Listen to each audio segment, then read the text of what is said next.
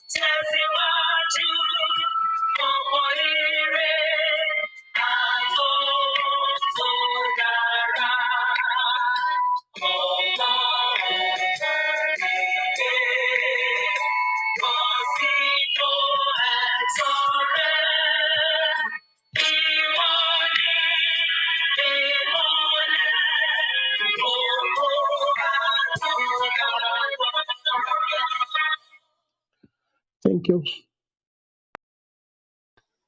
Welcome everyone. We welcome you all in the name of Olodumare. Once again, this is from the stable of Think Yoruba First. We are going to be having a fantastic and wonderful discussion today, which it promises to be educative and which is going to be devoid of any form of political correctness. If you have friends, families, acquaintances, and your followers on Clubhouse, people you wish that you want to be here, kindly invite them into this room. If you do not disagree with any of the narrative of the speakers or the speaker, you have the right to offer your own counter narrative, because in the world of intellectualism, the party or the team with the higher logic wins. So what is today's topic? Today's topic is the RUGA agenda, the master key in creating a Nigerian empire. When you look at the Nigerian polity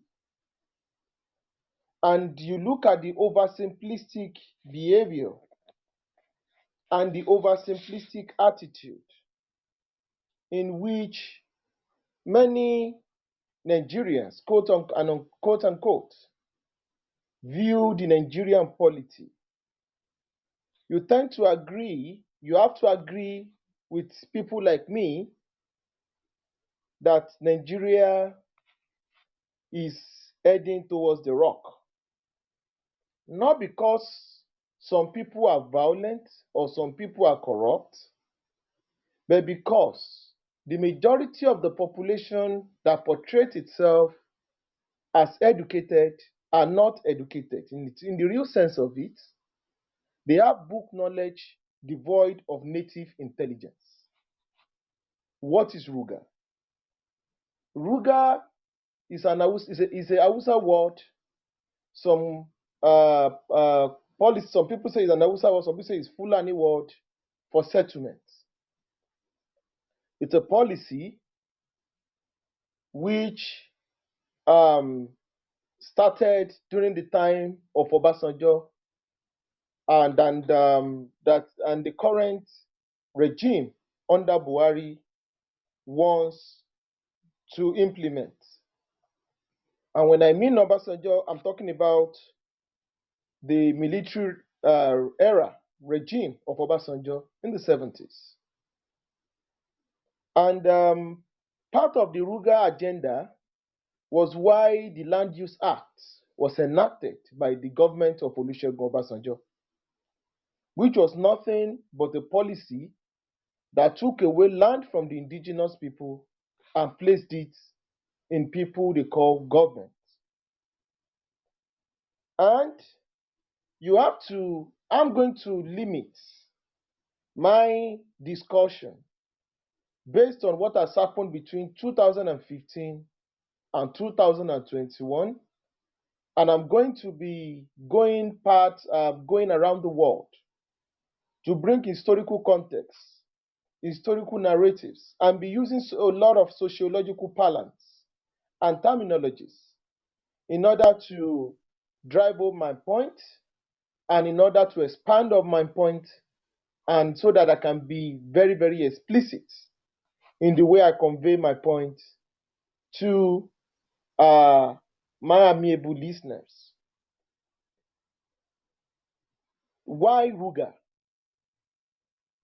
Between 2015 until this current moment, there has been a steady and a continuous destruction of farms and farm settlements, villages, and towns across Nigeria by people that has been tagged herdsmen.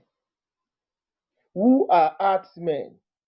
Who are the herdsmen? Herdsmen are a people mostly from the Fulani ethnic stock spread across sub-Saharan Africa in different African countries, armed with AK-47 with their cattle and fighting with indigenous people who are mostly sedentary agriculturists in order to fight for land, water, and grazing rights across those spaces. Between 2015 to 2018, thousands of people, mostly in the Middle Belt, have been uprooted from their homes and they've become refugees, internally displaced as people in their ancestral homes, in their indigenous lands, and in their natural habitats, and in their country. And the question has always been, why are the Fulani herdsmen killing farmers? And this has always been the response of the president, the federal government of Nigeria under the current regime. One, they talk about that there is climate change and there's desertification across sub-Saharan Africa, which is making Fulanis from Mauritania, Fulanis from Mali, Fulanis from Ghana, Fulanis from Sudan to troop into Nigerian Middle Belt area to settle down and to make that place their home, permanent home, which has led to bloody conflicts between these people and the aborigines of those areas. And this is the reason why the government wants to profile a solution. And what is the solution? The solution is that the lands that belongs to the indigenous people have to be given up by the indigenous people, and Fulanis from across sub-Saharan Africa will be given the right, will be financed with petrodollars, VAT, and some financial resources generated mostly from the south to settle foreigners in the Middle Belt, across southern states, and in some northern states for the sake of solving the others farmers crisis. And this has always been the narrative that the federal government has always been propagating from one platform to the other, both locally and internationally. That was why they formulated the RUGA policy. And many socio-cultural organizations, many socio-cultural groups, many pressure groups, many religious groups, mostly from the non-Hausa Fulani extraction, from the Middle Belt and the South, protested vehemently, and they spoke aggressively against such policy.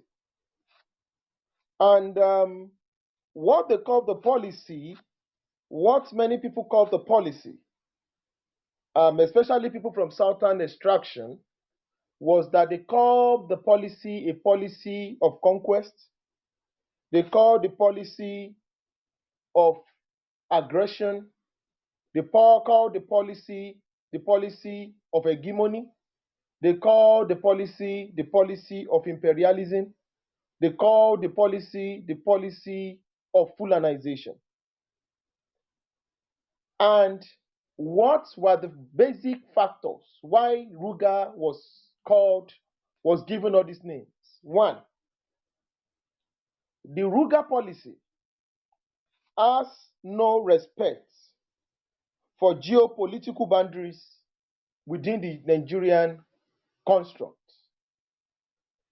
Does it make sense for Yoruba people to be imported from Togo in hundreds of thousands and relocated to Zamfara into a land size that is equivalent to a local government in Nigeria, using money generated from the gold in Zamfara to settle Yoruba people permanently in Zamfara? I'm just trying to reverse the context, the scenario. So this doesn't make sense. It's like some people are intentionally trying to alter the Nigerian reality for their own hegemonic agenda. Secondly, the RUGA policy was said to be discriminatory against the farmers that have always farmed on their lands for several centuries, if not thousands of years. These are people who are farmers whose only constant factor of production is the land. And you want to take the land from them? Are they not also important to the Nigerian economy?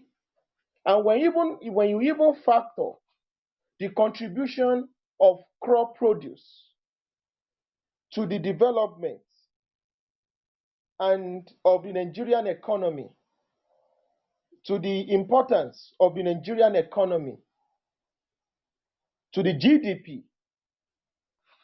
agricultural produce, crop farmers are more important, far, far, far, far more important than people who are nomadic, who bring their cows from Mauritania, from Burkina Faso to create anarchy and chaos amongst the indigenous people in the Middle Belt and Southern Nigeria. Then lastly, the major reason why the RUGA policy was seen as a dangerous policy by non-Hausa Fulani people in Nigeria is that the policy is made strictly for Fulanis. So this policy is a policy of exclusion, is a policy of apartheid, is a policy of trying to create a power. They want to create a power, like give power, land, to just one ethnic group that is even a minority amongst close to over 100 ethnic groups living within Nigeria. So that was, which are strictly the Fulanis. And I'm taking my time to explain what RUGA is, taking my time to set the ball rolling, so that we can have a robust discussion, so that we can have a robust intellectual discussion. The topic once again is the RUGA agenda, the master key in creating a Nigerian empire. I have explained RUGA, then I'm also going to explain what an empire is. What is an empire? An empire can be defined as an amalgam or a congregation of many indigenous states or territory under a supreme ruler or oligarchy. I want to repeat. An empire can be defined as an amalgam of many states or territories under a supreme ruler or oligarchy. What is an oligarchy?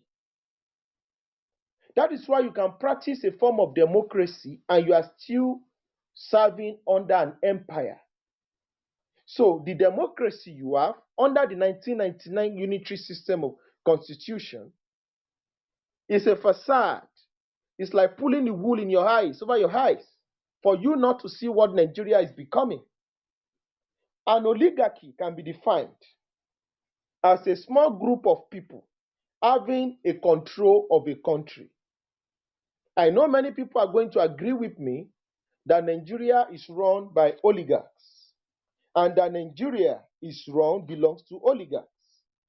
So if Nigeria is run by oligarchs and Nigeria belongs to oligarchs, that means Nigeria is an empire. First, that's the first case.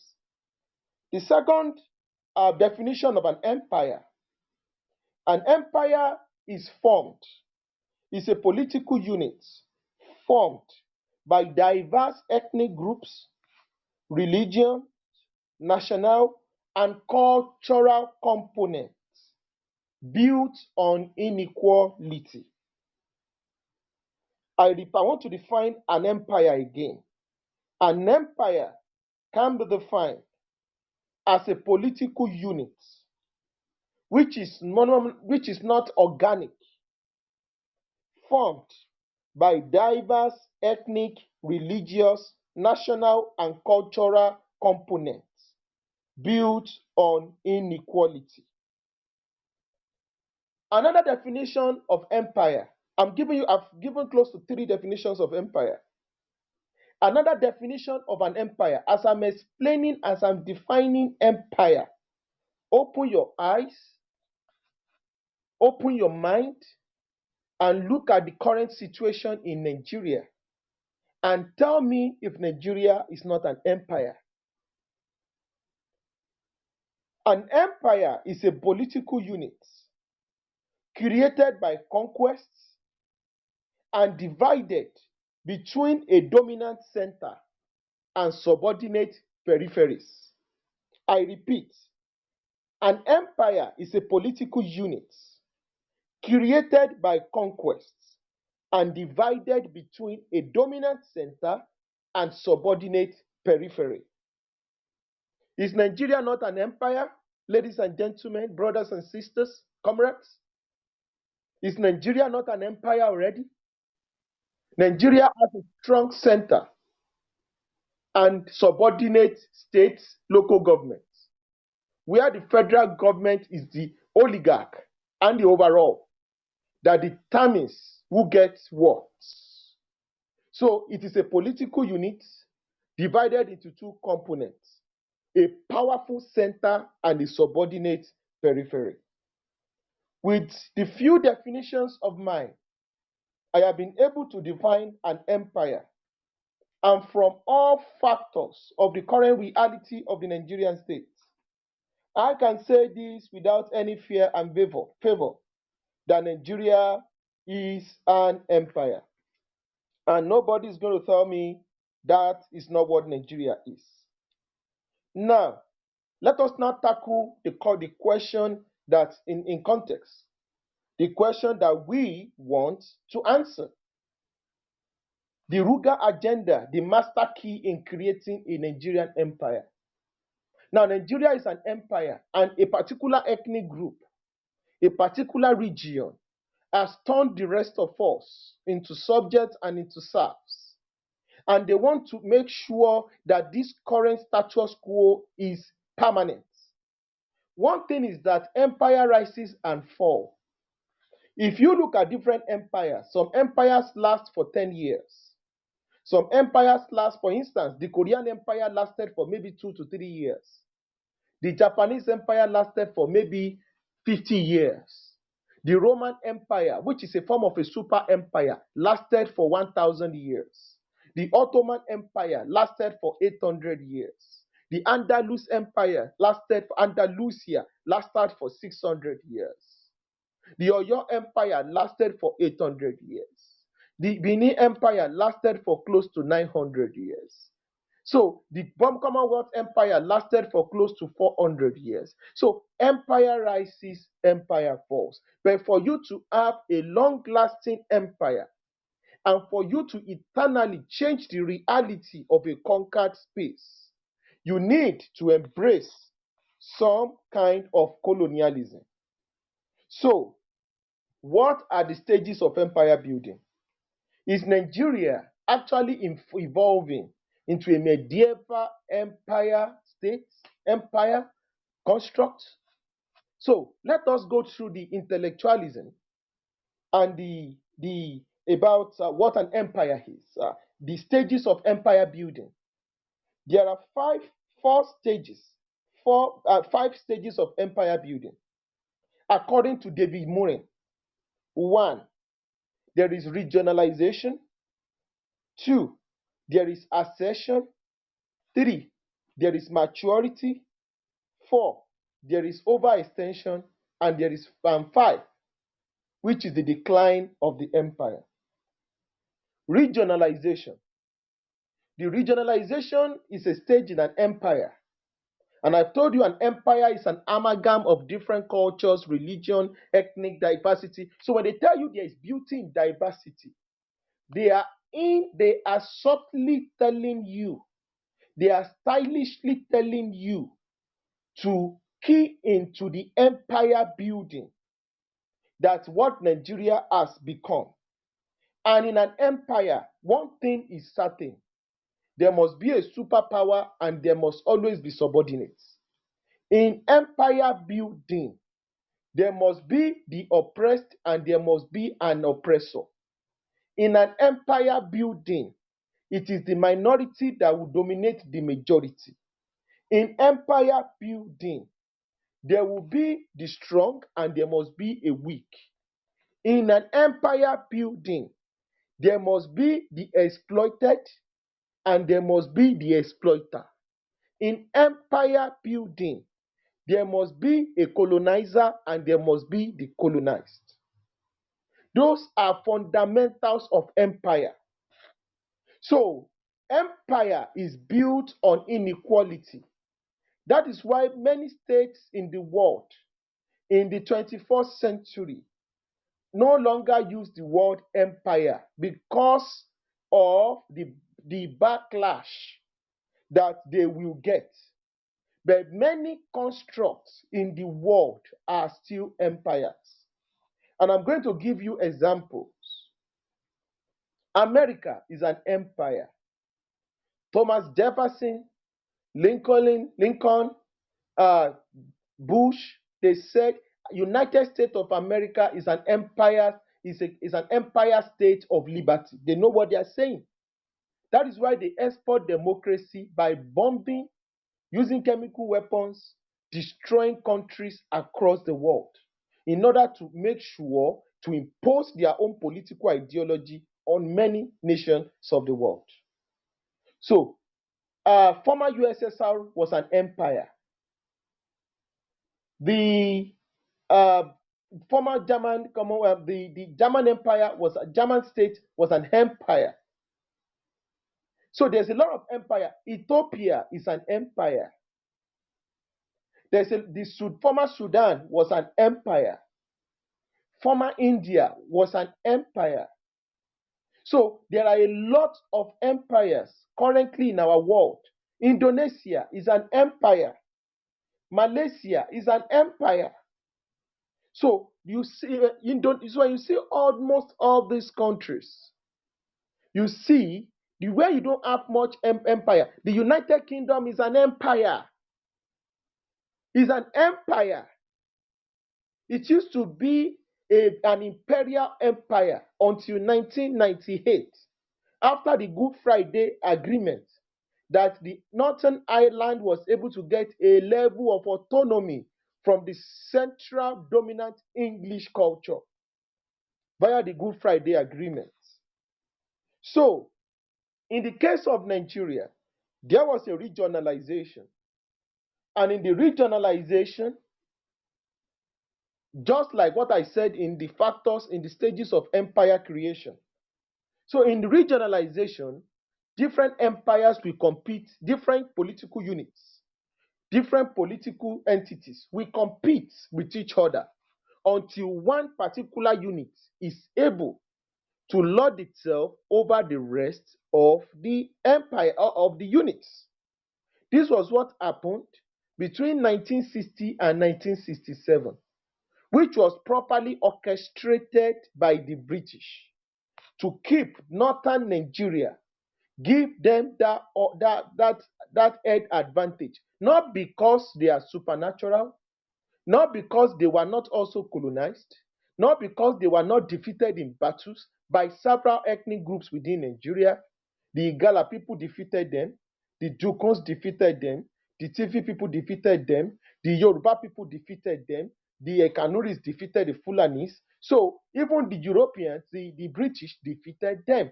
Even when you go to Niger, the French did the same. So therefore, they are not infeasible. But because of the long-term agenda that will benefit the political and economic domination, economic imperial agenda, imperial gains of the colonial powers, it was needed that a people that are loyal, trustworthy gatekeepers of the Nigerian empire needs to be in charge of the empire. So therefore, the East and the West, I'm talking about the Igbos and the Yorubas, by being not long-sighted, lost, without realizing that Nigeria was an empire in the making for a particular ethnic group to do as they want, to do as they wish, to do as they plan in order to create their own reality. So that was the period of regionalization. And after the period of regionalization, the Fulanis, Hausa Fulanis, using the northernization agenda and taking up the northern identity, came on top and they became the new overlord from 1970 onward. Ascension.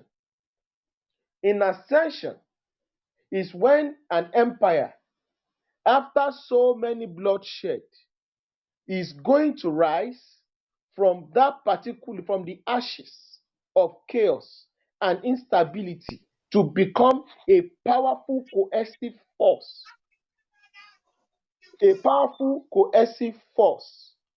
that will determine, that will dictate, that will be peaceful and that will be prosperous. So Nigeria is at that level now. But I now find something very, very interesting with those that want to turn Nigeria into an eternal empire. They are also doing something called extension, over extension.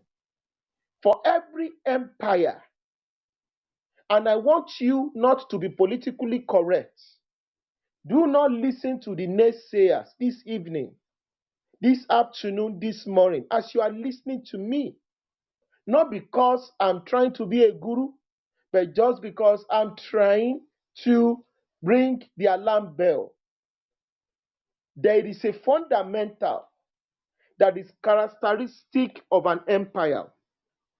An empire that does not expand is not an empire. Is Nigeria trying to expand? 10 years ago, we are going to say no. 20 years ago, we are going to say no. 30 years ago, we are going to say no. But in 2021, we are going to say yes. Why is Nigeria using the resources of the conquered people of southern Nigeria in the name of the federal government to build railway in Niger? Why?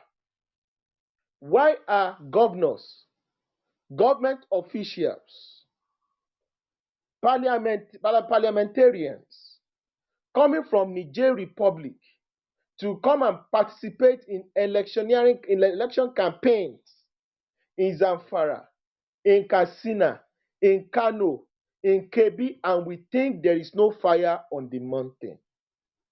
What is unique about Niger Republic? What are the peculiarities between Niger Republic and Nigeria?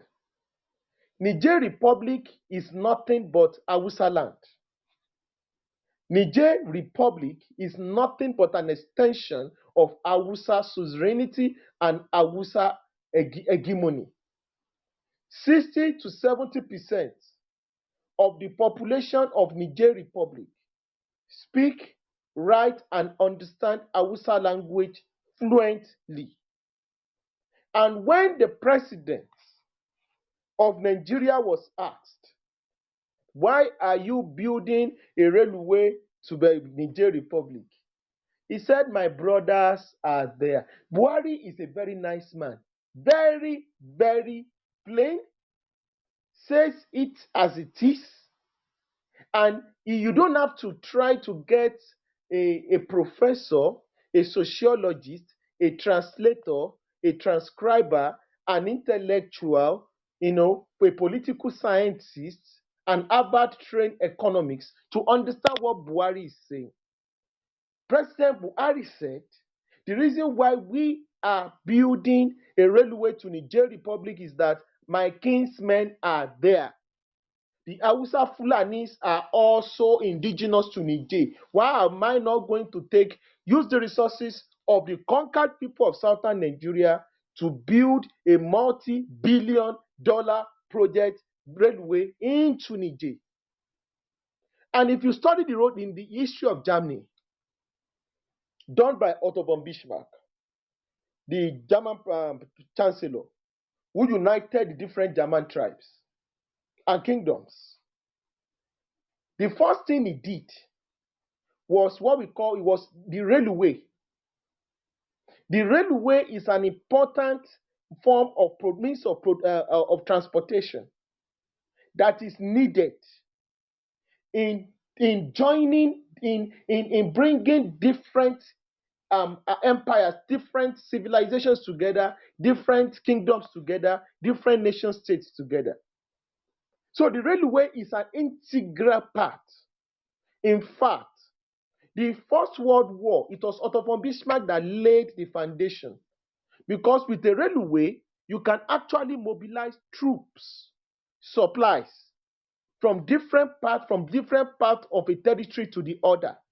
So if you go and study German war history, the railway is very, very important in the success of the Germans in any war.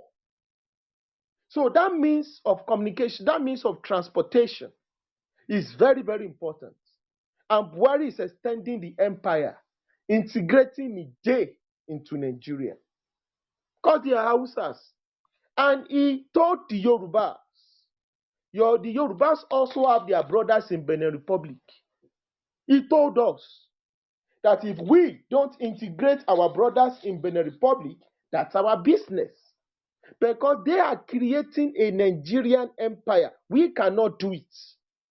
Because according to what that my wonderful historian said here yesterday, you can be in office and you will not be in power. You can change the presidency in 2023. Be rest assured, the person that will be in that presidency will not be in power. It will only be in office. So the Fulanization agenda, which is nothing but the Nigerianization agenda and creating the Nigerian empire. The name doesn't matter, does not change anything. And I'm going to tell you why the name does not matter. I'm going to tell you why. The word Sudan means black. Is Sudan a black land currently? No. Sudan has transformed into an Arab land. So Sudan naturally belongs to the Nubians, the blacks.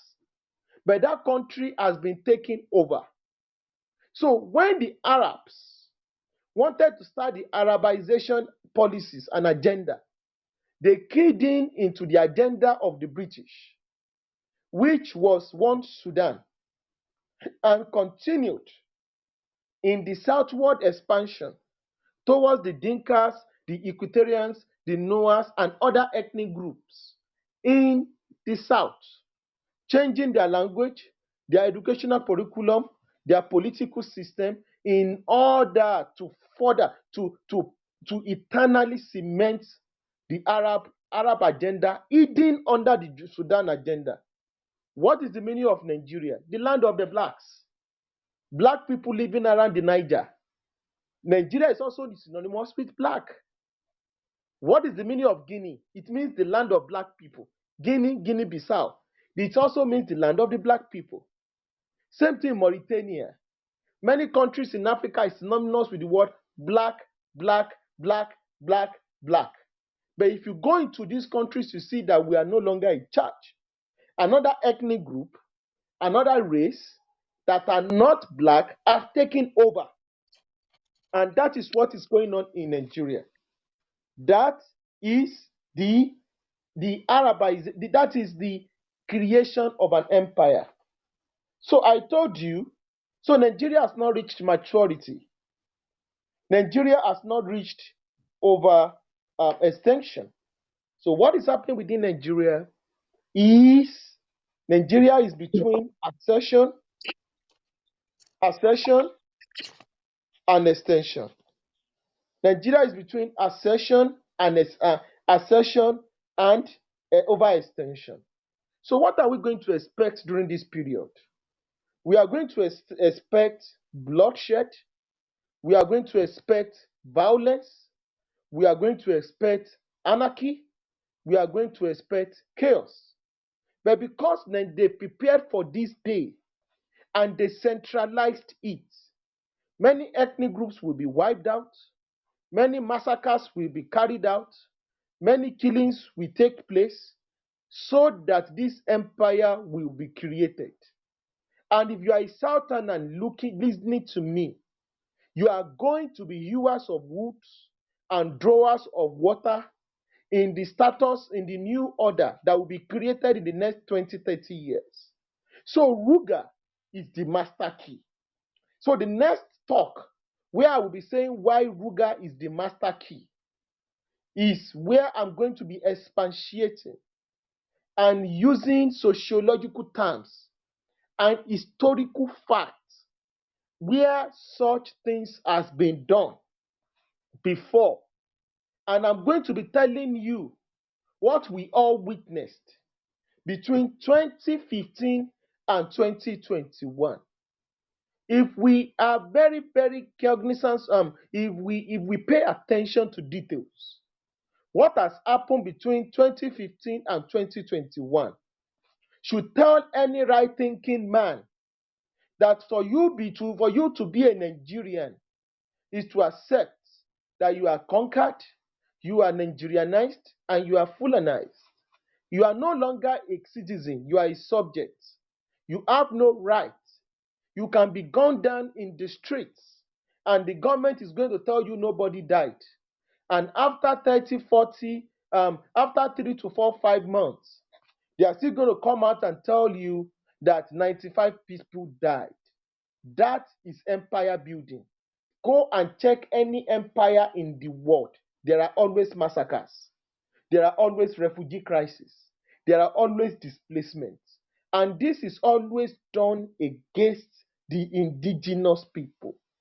So that is why some people currently are pushing a narrative that in the constitutional amendment, they want to remove indigenship and replace it with residency. As usual, the many educated illiterates within the Nigerian construct, people that are educated, people that do not understand, people that do not understand what we're talking about, will come around and tell us there is no big deal, because this is what Nigeria is all about, the displacement of the indigenous people. I'm going to stop here before going into the discussion proper, where I'm going to be discussing terms like secular colonialism, secular colonialism, and talking the different types of colonialism.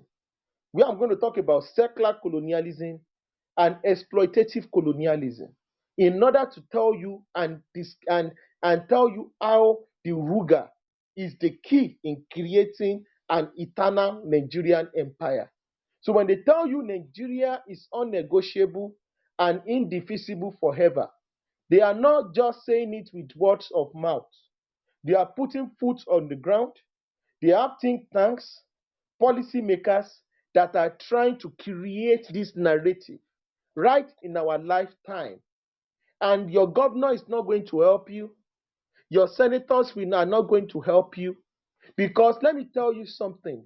For you to destroy, go and look at every empire that was built on the back of indigenous people. Part of the population that are oppressed always join the oppressor in the destruction of their people. In the destruction of China by the Mongolians, some Chinese joined the Mongols in destroying China. In the destruction of Poland by Germany, some Poles joined the Germans in destroying their own people. In the destruction and extermination of indigenous people in America, some indigenous people joined the Europeans in the extermination of their people. In the genocide against the Oromo in Ethiopia, Imperial Ethiopia, some Oromos joined the Amaras and the Tigras in destruction of the Oromos. It is always the same playbook anywhere in the world.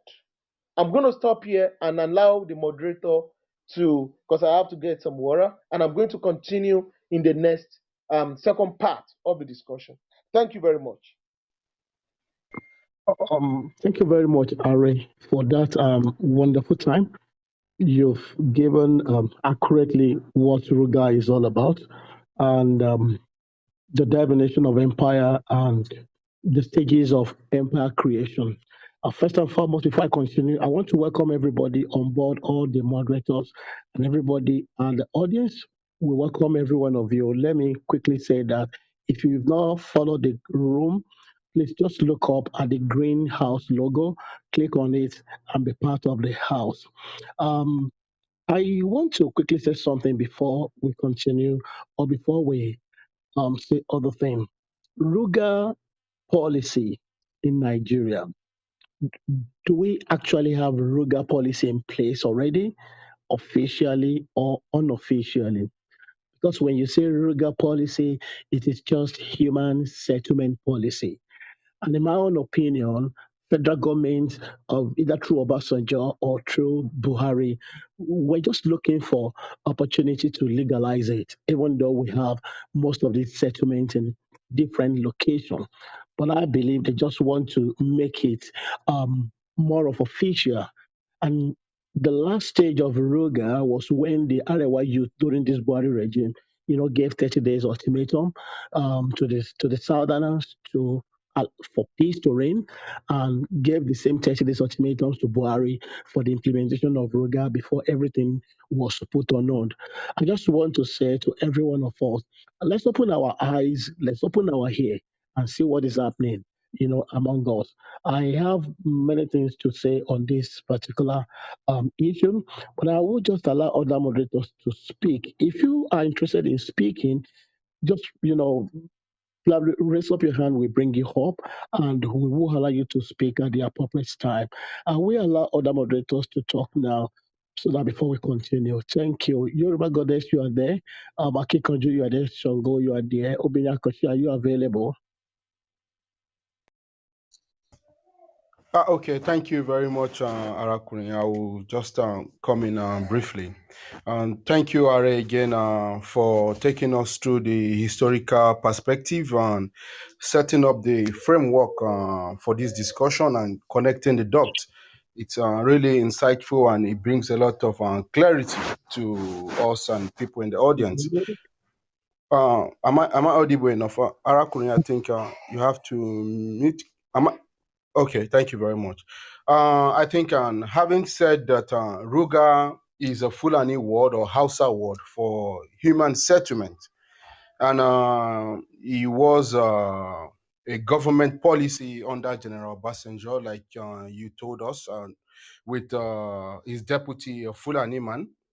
And this policy was primarily to create a reserve community, emphasis on the word community, which invariably means settler colonialization. And we have to ask ourselves, what is the actual definition of settler colonization? It's a system of power that perpetuates the genocides and repression of indigenous people and culture with the aim to develop a distinctive identity. And that is exactly what settler colonization it's all about. And it normalizes these through continuous settler occupation, exploiting lands to which indigenous people have a genealogical relationship. And how do they do some of all these things? Essentially through capitalism and ethnic supremacies. And there are tools of which they use through power structure. For example, we can say about the political ideology of maybe the current president that we have right now in Nigeria that believes his Fulani brothers, cousins from Niger Republic are more Nigerian, a part of Nigerian. We've had governors that have said Fulanis from Mali and from everywhere in the Sahel are Fulani, and there is no right to citizenship that gives that a Nigerian has that a Fulani man cannot adhere to in a country that is supposed to have a sovereignty. And there is also the tools of social order where they bring about cultural dominance. And we have to ask ourselves exactly. We know the definition of what colonialism is. It's a process of imposing religion, language, and cultural practice. And evidently, when you give people a settlement, communities within your own larger communities, they they bring their own religion, their own language, and their own cultural practices. And at the end of the day, all these are aimed towards having a political power. And we can draw a parallel just historically to this with the Hausa migration to just in the early period of British colonization. We all know that the indigenous people to Plateau State are the Biron people, and we know what happened when even the British themselves tried to evaluate the Birom to the Hawan Kibo in order to make just a more conducive place for mining, and hence there has always been this animosity between the Birom people and the Hausa people, with the sole aim that the Biron people are always accusing the Hausa Fulani of trying to dominate the sons of the soil, the sons of the soil. People that are indigenous to this place, you have settlers that try to dominate them after a period of time. And these are part of the things that Aare is trying to, let us see that there are consequences for some of these things. You don't have to look at them in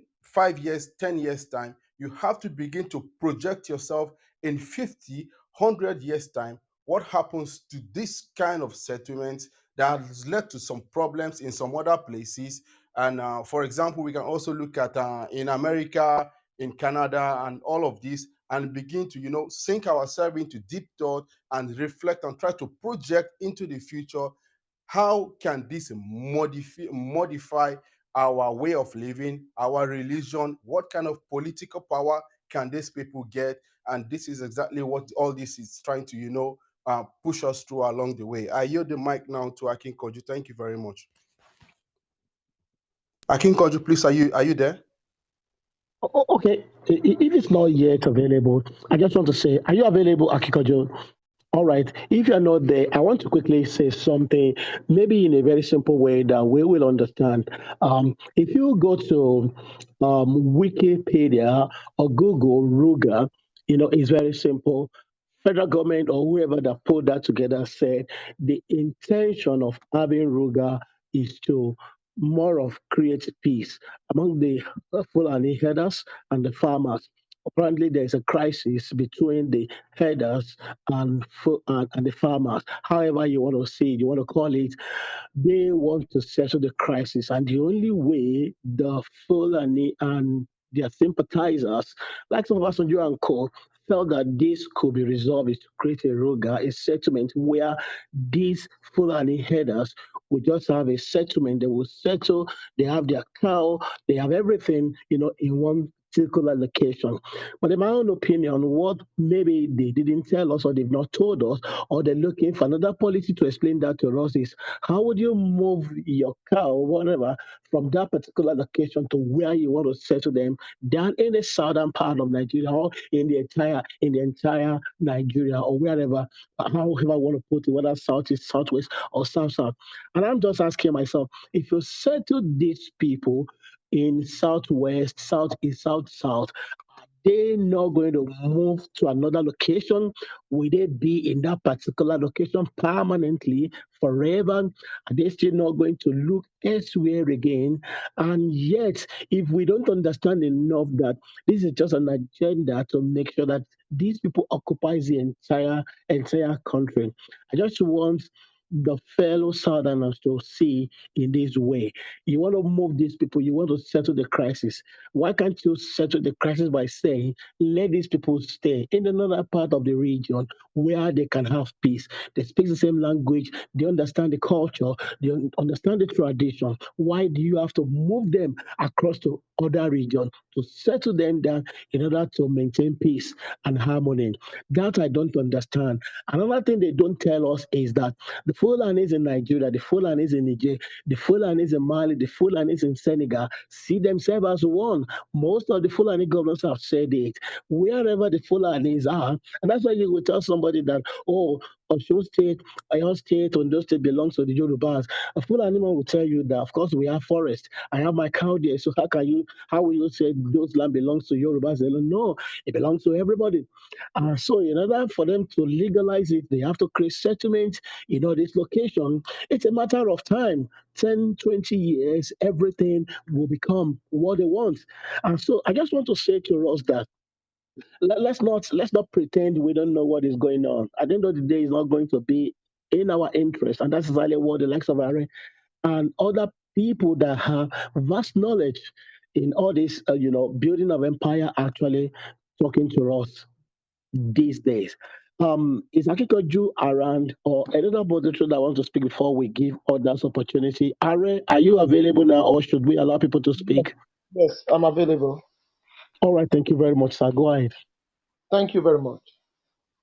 Now, I'm in the second part of the discussion. Thank you very much for the comments from Mr. Shago, Pastor Hilara, Arakurin, and everybody that is in the audience. The second part of the discussion is, why is RUGA agenda the key? There is something, if you want to understand the people, and some people want to tell us, oh, things have changed, the world have changed. It's a big lie. And the difference between reactionaries and revolutionaries is that reactionaries do not take the time to go 300, 400 years back and really assess the situation of things. History is as important as medicine, studying of medicine, or astronomy, or aeronautical engineering.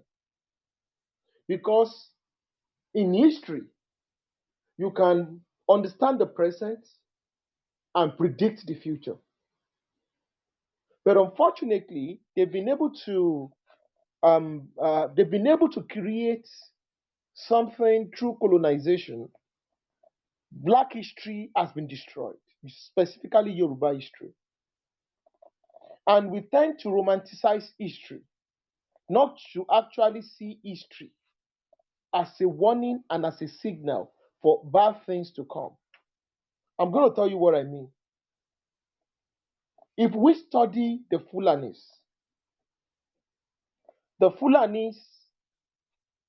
are people who understand reality and what they need to do in order to make sure that the leverage and the advantage they benefited from the British colonial hooligans is permanent.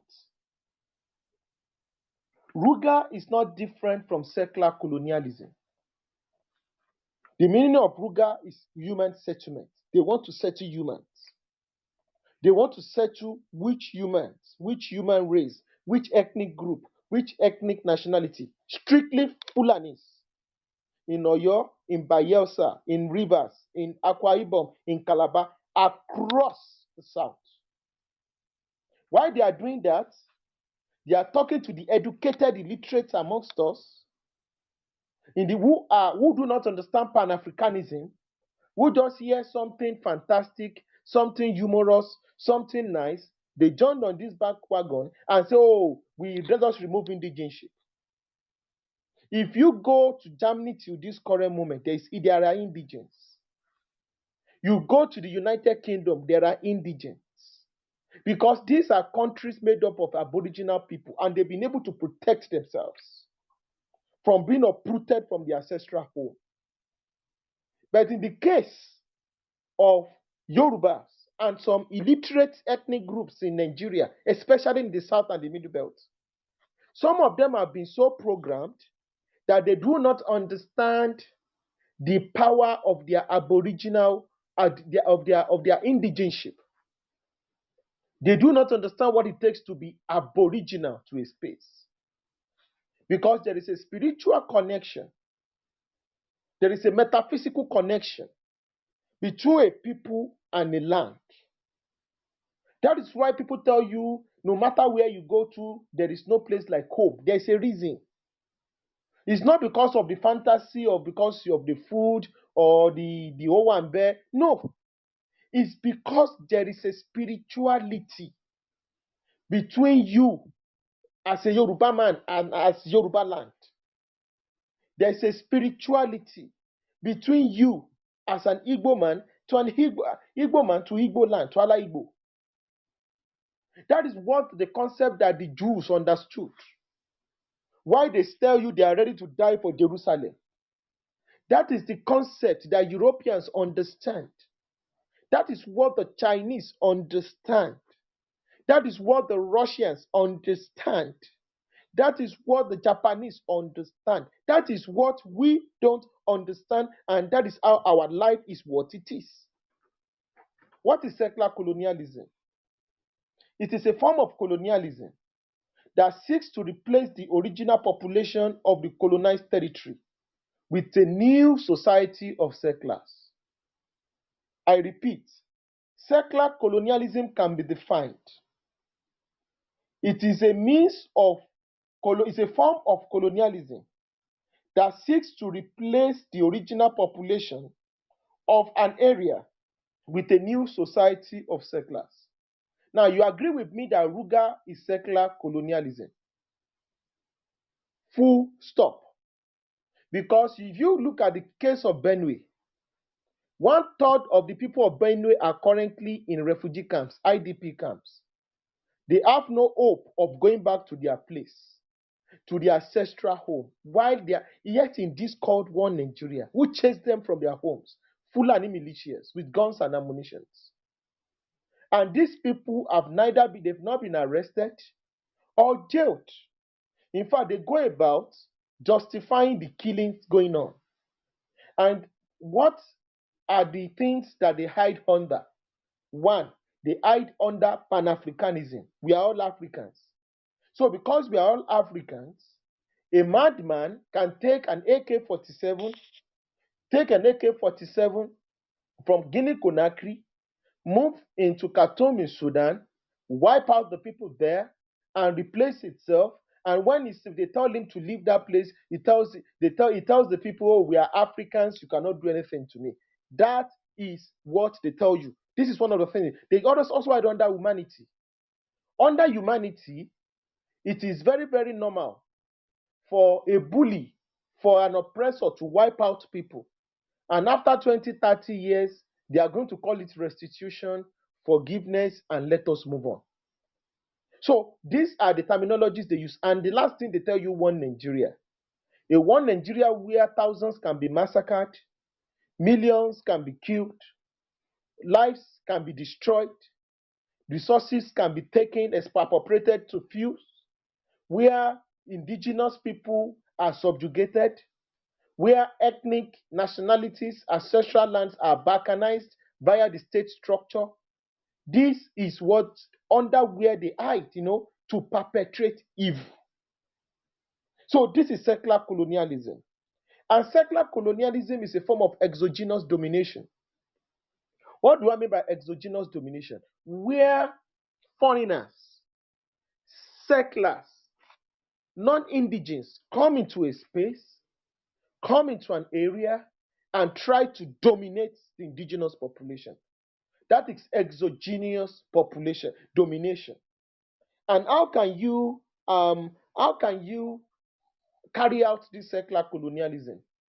In fact, if you read a lot of go and read the work of Wolfe, when he was talking about settler colonialism and depopulation, you are going to be shocked that everything that is being perpetrated in Nigeria is a playbook of destruction. I know this kind of discussion is not important to many people. People who are interested in smash and pass, who are interested in shoot your shot, who are interested in those, who are interested in the latest gossip, who are interested in nonsense, who are interested in shallow intellectual discourse. But we will continue to preach this message. And we are going to be preparing the future generation, if this generation fails, for them to fight this final battle. Because we are fighting an existential threat. This is more than good water. It's more than free school scholarship. It is more than that. It is based. It has started to the very essence on which you belong. The existence. So if you understand what Nigeria has transformed to, everybody should be afraid. You should be afraid of your life. So Nigeria can be this. Nigeria can do this. A government can come up in Nigeria and be using AK-47 to be threatening the Igbos, the Yorubas, the Benis, the Jos, and there are minority elites amongst these people that will see nothing wrong, that will come to Clubhouse, Twitter Space, Facebook. Some of these nuisance will even do jingles to justify the seizure of indigenous land from indigenous people.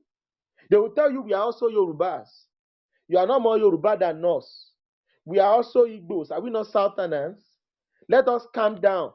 Is it not just 10 acres of land that they need? And you try to teach them that secular colonialism, this is where it goes, this is where it ends. This is secular colonialism. RUGA agenda is still going to come back. They started with cattle colony, RUGA, others camp, NLTP, all sorts waterways bill, just to grab land for foreigners. So this has always been what secular colonialism, what RUGA has always been.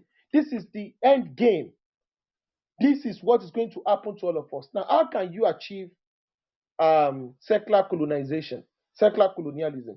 And secular colonialism is also similar to replacement theory. In replacement theory, you exterminate the people, uproot them, and replace them with another group of people, and it works perfectly fine. The Greek did it, the Romans did it during the Roman Empire, the Assyrians did it, the Americans, the Europeans, British did it, the Americans did it, even after they gained independence from Britain, the Japanese did it, the Chinese did it, the Arabs did it, the Turkish people did it. A lot of ethnic groups, they do it. They do it. It's normal. If you allow yourself to be exterminated, nothing will happen. The Germans did it to the Hereros and the Namas in Namibia. To this current moment,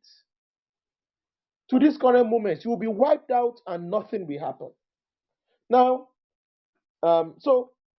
it can be done through two means, through violent means and through subtle means.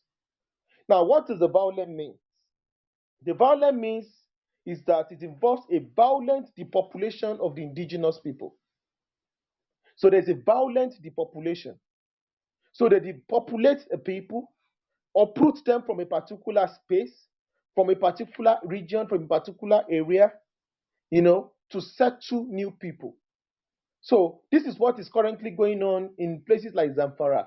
The indigenous Hausa populations, you see in Plateau, Jos North, all those places have been taken over. The indigenous people, the Angas, the Roms, have been chased away from their homes.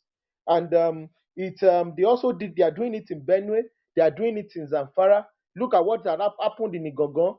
Telling Yorubas that Yorubas cannot go to some places to farm in their space again. So this is secular colonialism. And that is the violent approach. So it's a two-pronged, two-way approach that some people are currently are using in Nigeria. The second way is the subtle and legal means. Subtle and legal means. So this has been done in Sudan. This has been done in the Americas. So just like the way they were uprooting native Indians, Red Indians, and for instance, the 5 tribes that led to the Trail of Tears, is by policy. They will say, oh, they want to do a railway across these indigenous and ancestral lands of people, or because they discovered crude oil in this place of gold, they must take away thousands, millions of people living, indigenous people. You take them away from that place and go and put them in reservation camps. You call it the Indian Territory. Thousands will be massacred. Thousands will be killed if they resist. That is by the legal way. You have to give it a legal way. You have to give it a legal backing, so that you are going to what? Justify the evil that you are going to perpetrate. Another thing is this, because they know that in every population, there are always a majority, a particular section of the population that cannot think for themselves. These people, they know it exists across all human race and all ethnic groups. These are the people that can be manipulated. People that will justify genocide, that will say nothing wrong in slavery.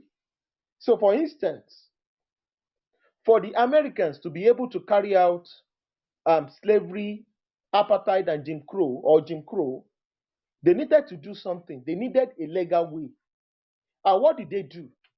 Because some whites were actually asking questions. Why are we treating these black people this way? They are also Christians. Many of them have become Christians. They are also human beings. They are my friends. What did they do? They used eugenics, science, racial theory, sociologists, they are intellectuals, and they did something that the evolution theory that black people are 3/5 human beings. Go and check the American Constitution, the third edition before it was amended.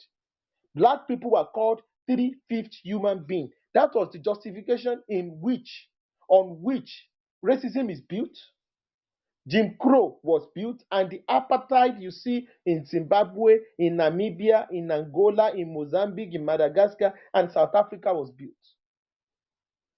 That's what even colonialism was built on this. Because they said some people are civilized and uncivilized. So because we are barbarians, we needed to be treated in a barbaric way.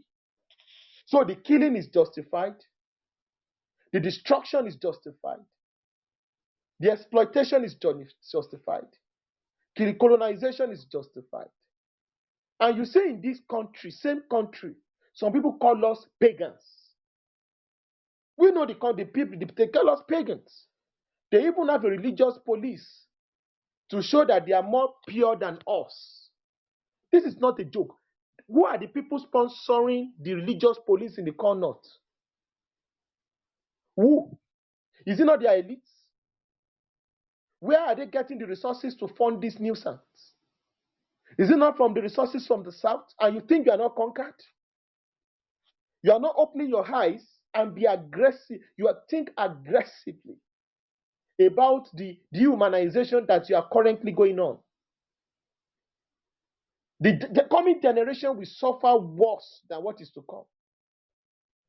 But thank God for the spirit of nationalism that is flowing across Africa. We give all grace to all glory to Olodumare for that. If it was 30, 40 years ago, you think our fathers will not accept RUGA? Because those ones were westernized. They were westernized, true and true. They will surely accept RUGA because something is wrong. So you can do secular colonialism through the violent approach and through the subtle approach. So the subtle approach are where the former Minister of Agriculture, like Audu Ogbi, it is other the farmers' crisis. You see people like Lai Mohammed going from one media house to the other saying nonsense. You see people like Garba Shehu justifying the killings of people, that if people should give up their land or health, they are going to die. People like Adeshina, all your train those nonsense. That's the subtle way. They tell you the farmers are Nigerians, the others are Nigerians, so they must coexist by fire, by force. Later on, they are going to say, oh, it is not the Fulani of Nigeria that are killing people. It is the Fulani of Sudan. It is the Fulani of Mali, just to confuse people. Now, I'm going to talk about a concept. And that concept, and sometimes I wonder why the intellectual community is silent about the madness going on in Nigeria. Well, I understand that Nigeria is a mafia state. It's a state where people's rights are being suppressed. What is happening in Nigeria is what we call that RUGA controversy is as a result of one principle called the Hegelian dialectic. Now, in the Hegelian dialectic, you are going to create the problem and profile the solution. You create a problem and profile a solution. That was exactly. So there must be chaos and crisis before you can take over. Because some people are master of chaos. They've mastered chaos. They've mastered anarchy. They've mastered imperialism. They've mastered slavery. They've mastered violence. They've mastered torture. They've mastered barbarism. They've mastered wickedness in order to actualize what they want to. Some people have been able to understand that for you to get a political aim and a political goal, there must be chaos. And some people also call it organized violence. So that is the Hegelian dialectic. You create a problem, you provide the solution. So when you create a problem, for instance, all of a sudden, you see people with a Fulanis with AK-47 wiping out thousands of people in the Middle Belt, killing them, and they say, oh, why are they getting this AK-47? The government does tell you it doesn't know. Where are they coming from? They are coming from Mali. So by the time they finish killing, I'm talking about killing of thousands of people as if you are in a war zone. And close to 2 million, close to 5 million people are in internally displaced camp, internally displaced personnel camp, people's camp, IDP camp. They will not say, okay, let's come to the table, let us look for the solution. And yet, Siala and Co will now come out and say, oh, it is Fulani people, yes, there were people, their cows were stolen, so they took law into their hands, but there's nothing anybody will do. And the government will say, yes, there must be spirit of forgiveness and reconciliation. So what is the solution? The government will now say, yes, the thief people, you have to surrender 300,000 acres of land. The Yoruba people, you need to surrender 500,000 of acres of land. The Igbo people, you need to surrender 50,000 acres of land. And immediately we said no. You saw that the Aare, the one northern irredentists, one nuisance, came online and gave the entire Southerners 30-day ultimatum. It's online. Channels was there, TVC was there, and this nuisance was talking. He gave us a 30-day ultimatum to surrender our lands, or else Southerners will be killed, will be butchered in northern Nigeria. Everything I'm not saying is not made up. This is what we experienced between 2015 and 2021. If they are not responsible for the crisis, why are they so particular, more interested in ensuring that we accept their solution? It is called the Hegelian dialectic. Go and read about it. And this is what the CIA have used, and many powers in the world. What powers? You create a problem somewhere so that you can have your way. Just like you say there's a revolution in Libya. The revolution went out of hand. Gaddafi is gone. Yeah? But now the oil is being taken out. In order to reverse the nationalization policy Gaddafi did, Gaddafi nationalized all the oil assets in Libya, which is against the greedy capitalism that the West practices. In any place they believe they conquered. So for them to be able to get it, they tried for 30, 40 years, 20, 30 years to get it. There must be chaos. So they created a chaos, and they are now telling you solutions. Solution for democracy. How can you tell the Arabs to practice democracy? The Arabs have not practiced democracy for 2,000 to 3,000 years of their life. And they've been able to build prosperity. They built civilizations. So why do you think democracy is meant for everybody? So what are the things you want to prepare for Kurunmi? Because I would like to still lie down and sleep. Why do you think they have to they have to practice democracy? So that is secular colonialism. Now, exploitative colonialism is the economic policy of exploiting an indigenous people for cheap labor and natural resources as raw materials. Every form of colonialism is taking place in Nigeria.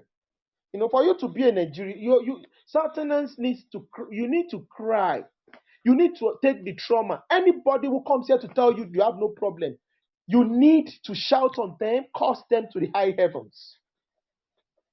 There is no form of colonialism that is not taking place within the Nigerian construct. And this is what you need to do for you to create a Nigerian empire. Exploitation upon exploitation, inequality upon inequality, injustice upon injustice. So in exploitative colonialism, it is normal for you to take the VAT from Lagos, take the VAT from rivers, even though soot and air pollution is causing cancer and is killing many people in rivers. Doesn't concern them. You will take the VAT from Ogun State, take the VAT from Delta, take the VAT from Oyo, and use it, take it to Abuja, a very central oligarchy, central government, centralized government, an empire, and share it with the people that are the dominant power in the name of one Nigeria. And when the people that are being exploited are looking for a way to get out of this mess, what did they do? They tell them, we are your brothers. How are we your brothers? Who and who? This is not hatred. A German will not call a French his brother. No, they are only Europeans, nothing more. Nothing personal. Yes, you can't, don't be emotional about it. What we only share is slave masters. My fathers fought your fathers. They fought brutal wars. In 1945, you massacred people.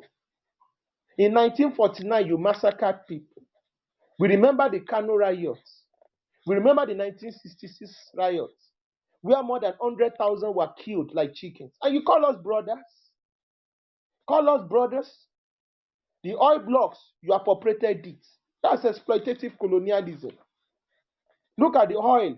Now, they're even taking it further. There was one Ingeleri or one nuisance that was justifying the fact that they are going to pass pipeline from Igbo land, from Wari, the people you hate, the people you call 5%, the people you say they are adults, you are now going to pass pipeline from Igbo land and take it to industrialize Kano.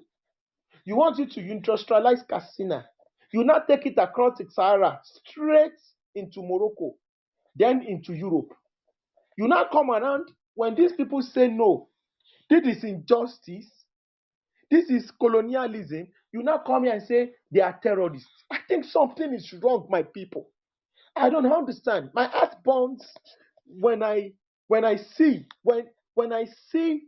that the brains of some of our people have been wired for hypocrisy, has been wired for double standard, and they seem to be accomplices in this evil that is being meted against us. Now, let me now tell you something about secular colonialism. Listen well and listen good, brothers and sisters. Secular colonialism is irreversible. I repeat, in 98 to 99% of the time, once secular colonialism is done to a what I'm doing here, I'm exposing the Hausa Fulani hegemonic plans, which they now hide under northern agenda to all of you. You are not going to get this in CNN, in BBC, or anybody. I'm trying to expose them. Once secular colonialism is done, you are gone. Once it is done, it is indefinite. Look at Darfur. Many people have not tried to read why Darfur is what it is. Abiye, the Dinka have lost it. Look at what Yorubas are facing in Ilorin. That's secular colonialism. No matter what it is. Once they settle in, look at Jos. Once they settle in, they dig their teeth into that land, they are not going anywhere. And for you to reverse secular colonialism, it is going to be a bloody decolonization process. And I'm going to give you instances where it has been done. 1, the Zanzibar Revolution, a bloody decolonization process. 2, Algeria, it was a bloody decolonization process. Men fell, millions perished to chase out the French out of Algeria. The French were already claiming they were also Algerians. And we are also Algerians. Our fathers have been here for over 100 years. We are not going anywhere. It was a bloody fiasco, bloody revolution to chase these people out. This is not hatred. This is what the way the world is. If you allow these people to stay in your place, you are not going anywhere. Say this is hatred. I don't care. My land that my forefathers fought for will not be a place where you are going to stay permanently. It's not going to happen. It's not going to happen. And if anybody comes to this stage to come here and try to gaslight us and say, oh, we are preaching hate, we don't care. They don't care. Because this is what they are doing in Nigeria. And they try to hide it from the whole world. So secular colonialism is irreversible. Even if you want to reverse political or exploitative colonialism, it is very difficult to reverse secular colonialism. And I'm going to give you two instances. The secular colonialism that was done by the British and the Afrikaners in South Africa. The Afrikaners still control 80% of the land in South Africa to date. When Malema, this popular Malema, was busy around, we are going to take back the land, did you see what Donald Trump said? So you can understand that the agenda is still the same. When your land is taken away from you, and people with superior firepower come into your space, you are gone. You are gone. No matter the nonsense anybody tells you. That's true. 3, Namibia. 70 to 80% of the land in Namibia belongs to the white German settlers. And they took this land by the violent approach in secular colonialism in wiping out. They wiped out 90% of the population of the Hereros, 60% of the population of the Nama. So, this is the way the world works. It is built on genocide upon genocide upon genocide. That is why 30,000 people have been massacred for the past 10 years in the Benue Middle Belt area and across the south, and no single person has been arrested, prosecuted. These are militias with AK-47 still living in Nigeria. And you think there's no fire on the mountain? And some idiots are telling you about 2023. And when you talk about the evolution of power, they tell you 1,001 reasons why you should not go for it. And they even have the gall and the temerity to speak against those that are advocating for self-determination. Is it possible for you to kill 2,000 people in Ireland? Is it possible for the English, people that are Englishmen, English traders, to go into Ireland and you kill people? Or English people, because it is United Kingdom, English farmers or English traders, you now go into Northern Ireland, you kill just 100 Irish. You now have the guts, open your dirty mouth to talk about one Nigeria or one United Kingdom, and they will not burn it to the ground. They will not burn it to the ground. Go to the United Kingdom, you have the Irish Resistance Army. Irish Republican Army, rather. IRA. Fighting for their freedom to this current moment. So we cannot continue to say the injustice should continue in the name of having a one Nigeria. So another example is look at Israel, the last example. Have the Palestinian Arabs been able to chase out the Israelis? No. Once secular colonialism starts, once they gain a foothold in your land, they are not going anywhere. So don't ever fall into that. Don't ever make that mistake. Spill your last blood to resist anybody who wants to take your land. That is the only way. There is no day or so you are going to come back to chase them back. It doesn't work that way. Once they settle, you are not going anywhere. You're not going anywhere. More than 300 million. Can I come in? No, not yet, sir. Please, kindly let him finish, please. Not yet. You come into a But you space, have to you give see a lot of brilliant people. So can you get this guy out of this place, please? Continue, Aare. Don't worry. Continue. Thank you very much. So you come into a nationalist space and you want to tell us when to stop and when not to talk. You think this is Nigeria or Abuja? You think where you guys think you are the hegemon? This is Clubhouse and this is Think Yoruba First. It will put you to the gulag and go and prove your Fulani hegemony somewhere else. Absolute nonsense. You want to talk? Go and talk to the caliphate. So Please, Aare, give me 1 minute. If there's anybody here that blocked Arakuri Omoba, you need to unblock him because he needs to be able to come in the house. He's one of the leaders of this house. Anybody that blocked Arakuri Omoba, you need to unblock him or maybe step out of the room so that he can be able to come. thank you very much. So then I would like to talk about the particular point and give an example so that you can understand that in empire building, secular colonialism is very, very important. So I've been able to tell you RUGA is secular colonialism. So I will now be telling you secular colonialism is very, very important. You know, there are sometimes you are calm, there are sometimes you say it as it is, and there are sometimes you become radical. Because this was the policy that was almost instituted on my people few years ago, 2-3 years ago, and we almost fell. That would have been the end of the Yoruba people. That would have been the head, our hand. We were lucky we dodged the bullet, but they will be back. They will be back. So I'm going to tell you examples of where secular colonialism has been done, and many people don't even know. One, Japan.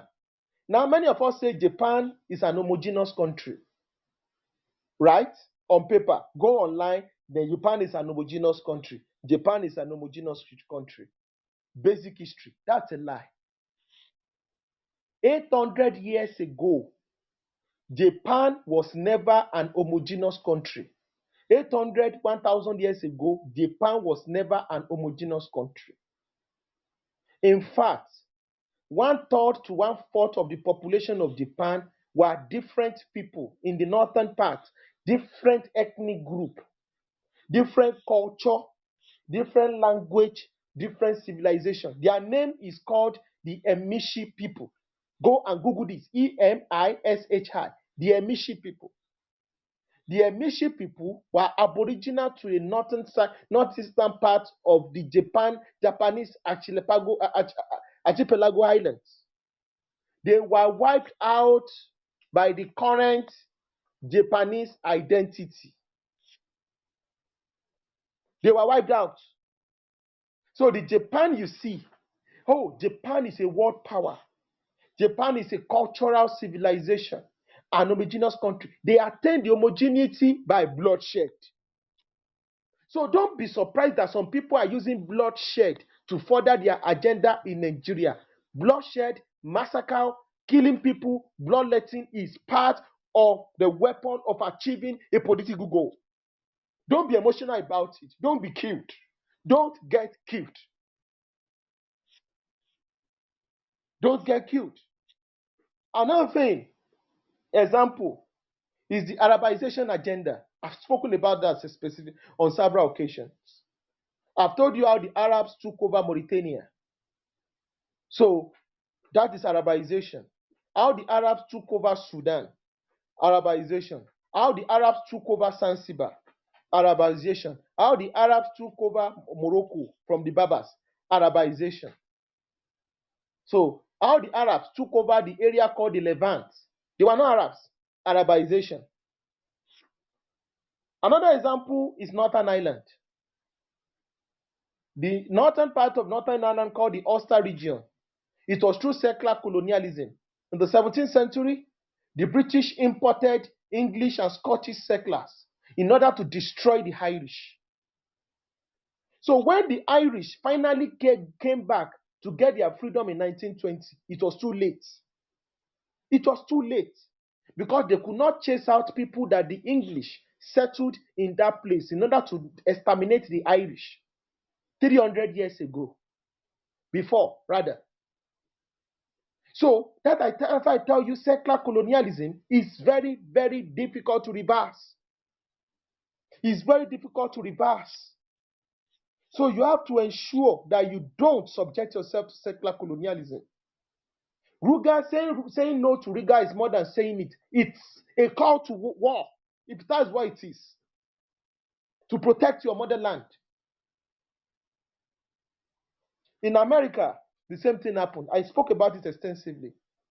I spoke about, and there's an agenda called the Manifest Destiny. The Manifest Destiny is the RUGA agenda of Americans. The Manifest Destiny started between 1812 to 1867. It is an ideology of European settlers that they have the defined destiny to expand and grab indigenous lands. They wanted to expand from the east to the west. They wanted to expand from the Atlantic, which is where they landed in Europe, to the Pacific, and they did it. They did it. Many ethnic nationalities that have existed for thousands of years were exterminated through war, bloodshed, violence, through enemies necessary. That is the manifest destiny. The manifest destiny is the same thing as RUGA agenda, and you must do this before you build an empire. For empire to be built, you must exterminate people. For you to become a superpower, to turn a heterogeneous state into a largely homogeneous state, in order to consolidate your empire under a centralized authority, people must be killed. People must be uprooted from their ancestral land for you to have that prosperity.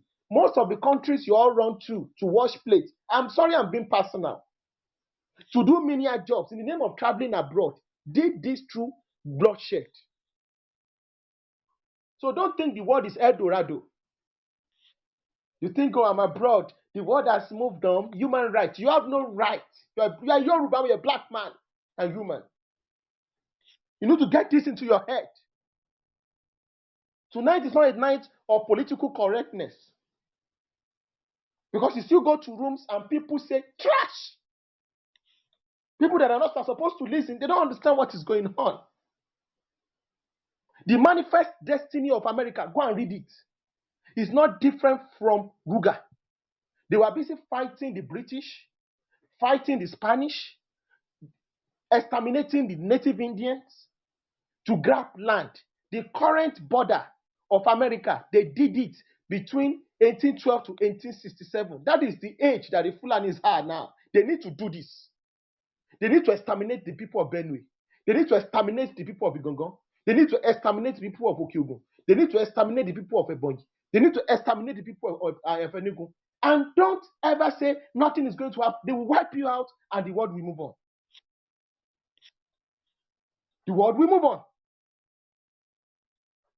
The only way you can stop this madness is to face them headlong. That is what we face. That's the reality. Because what sort of madness is this? That someone now says for you to solve Fulani herdsmen from killing farmers, everybody must surrender our lands, the lands that our forefathers spilled their blood in bloody battles to protect. Bloody battles. We still remember the 1840, the Battle of Osogbo. The Battle of Osogbo is a decolonization process. I'm going to talk about it in this room. The Fulanis ruled Osogbo for 2 years. We chased them away across the Niger.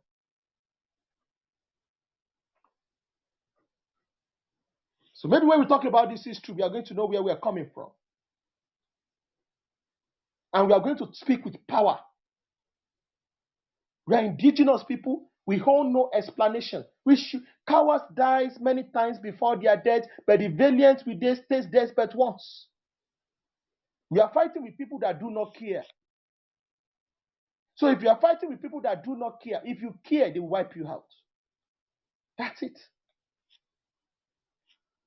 That's it. That's why we want self-determination, so that we can protect our borders. protect our mothers from being raped, our women from being abused, and no nuisance will come and be asking for RUGA, be asking for land to settle your people from across Africa and settle them in our house, in our land with our resources. Because we share the same slave masters, the British slave masters who created Nigeria. So I've been able to tell you, the America you see was built on secular colonialism, exterminating black people, exterminating and built on slavery. They exterminated the Aboriginal people, came into Africa, depopulated us, brought us there in chains, and made us work for free. Slavery, plantation slavery, an industrial form of slavery for close to 300 to 400 years.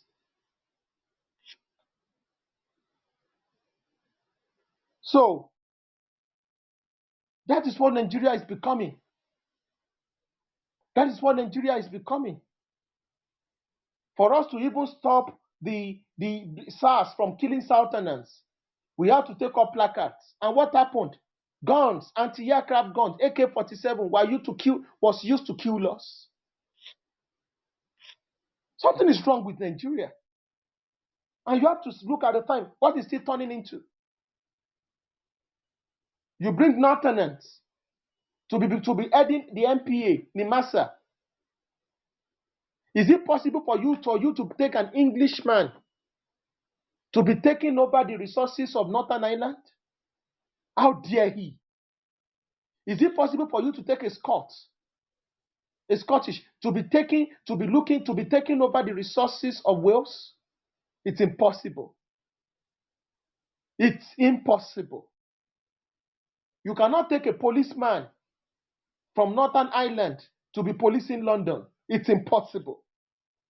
You cannot take the policeman from Wales to be policing Scotland. That's impossible. Because it is a country of nations, 4 nations. And Nigeria is an empire because it is a graveyard of empires. I said it before. 5 empires were wiped out in Nigeria before it was formed. The Oyo Empire was destroyed. Sokoto Caliphate was destroyed. The Borno Empire was destroyed. The Igala Empire was destroyed. The Benin Empire was destroyed. And the British machinated and gave power to the Sokoto Caliphate before ahead the rest of us. We all know this. And we are not going to be politically correct because we are not servants of anybody. And they created a constitution to continually make them lord over the rest of us. So the RUGA agenda was the master stroke they wanted to pull. That would have been the end. That would have been the end. And no matter how well they package it and come back, we must resist it with everything necessary. No apologies. No apologies. Let them threaten us. Let them say all sorts of things. I've not said anything wrong. You cannot settle Fulanis. You won't bring people from Sudan and settle them in my home in West Africa. It's impossible. It's madness. That is not Pan-Africanism. That is wickedness. That is the manifest destiny that the Americans used to exterminate the Red Indians. It is secular colonialism that was used to exterminate the Aborigines in Australia, the Maoris in New Zealand, the Tasmanians. Nigeria is a country of nations. It's not a nation. That you are a Nigerian, that you are so-called Nigerian because it is now, does not give you the right to come from Sokoto and be killing people in Ogun. And be asking for ancestral lands in Bayelsa and think you are going to go scot-free. No. No. No. And I want to say something. The role of religion in colonialism. The role of religion. The manifest destiny in America. Extermination of Red Indians. Christianity played a big role. Christian mission schools, and they used drugs. So when you see the nonsense happening in southern Nigeria, our young ones are on drugs. They are destroying our fabric of our society. They did the same thing in China when the British were pushing opium and heroin into the population to destroy them. The same thing was done in America. Alcohol and Christianity, Christian missions was used to exterminate the black red Indians. I didn't say this. Hundreds of literatures attest to this. In the 19th century, the only thing the Fulanis were able to use to propagate their ideology was that Islam. Every other Muslim was an inferior Muslim. Because that was when the Fulanis wanted to attack the Bornu Empire. They called the Kanuris lesser Muslims.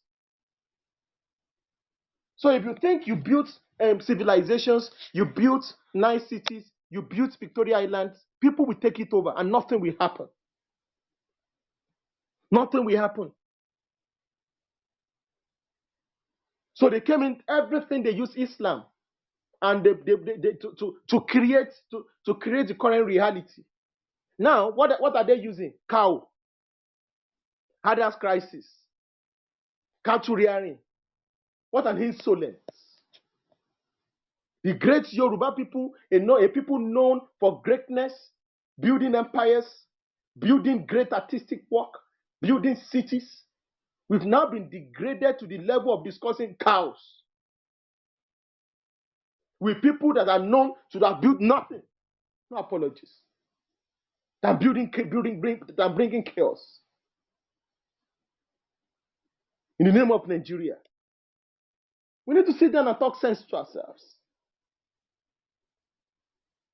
So the RUGA agenda was a master stroke. Thank God we had sane thinking people who threw it out. They will be back. And when they are back, the first thing we should do, declare war on the internal collaborators in our midst. People who put on Yoruba caps, but their brain is upside down. They are not Yorubas. People who have Yoruba names, they are not Yorubas. They are not with us. We must face them headlong. Headlong. And we must do everything necessary. No apologies. Yoruba land is Yoruba land. The history is there. Virtually out of 180 countries of the world, over 100 is built on settler colonialism. People were wiped out. Majorities were massacred, were turned into minorities. They were assimilated. They want to do the same to you. That's why you see Obasanjo, despite knowing all these things, he still says he believes in Nigeria. He says, and there's Fulanization agenda. That he has to speak for his people. They told him he has security informations. This is it's very glaring. You don't need to be a genius. Just know your history. You know this is extinction waiting for you. You cannot say I'm talking emotionally and passionately when you want to drive my people into extinction. I am here because my forefathers fought for me to be alive. And I want to pass my gene and my land to the coming generation. So I'm going to speak on top of my voice. I'm going to shout like a town crier to make sure that we do not go into the museums. And we build a lasting civilization, not a cattle rearing civilization. With people we share nothing in common with. Thank you very much. May Olodumare continue to bless the entire Yoruba race and every indigenous people across the world. Thank you very much.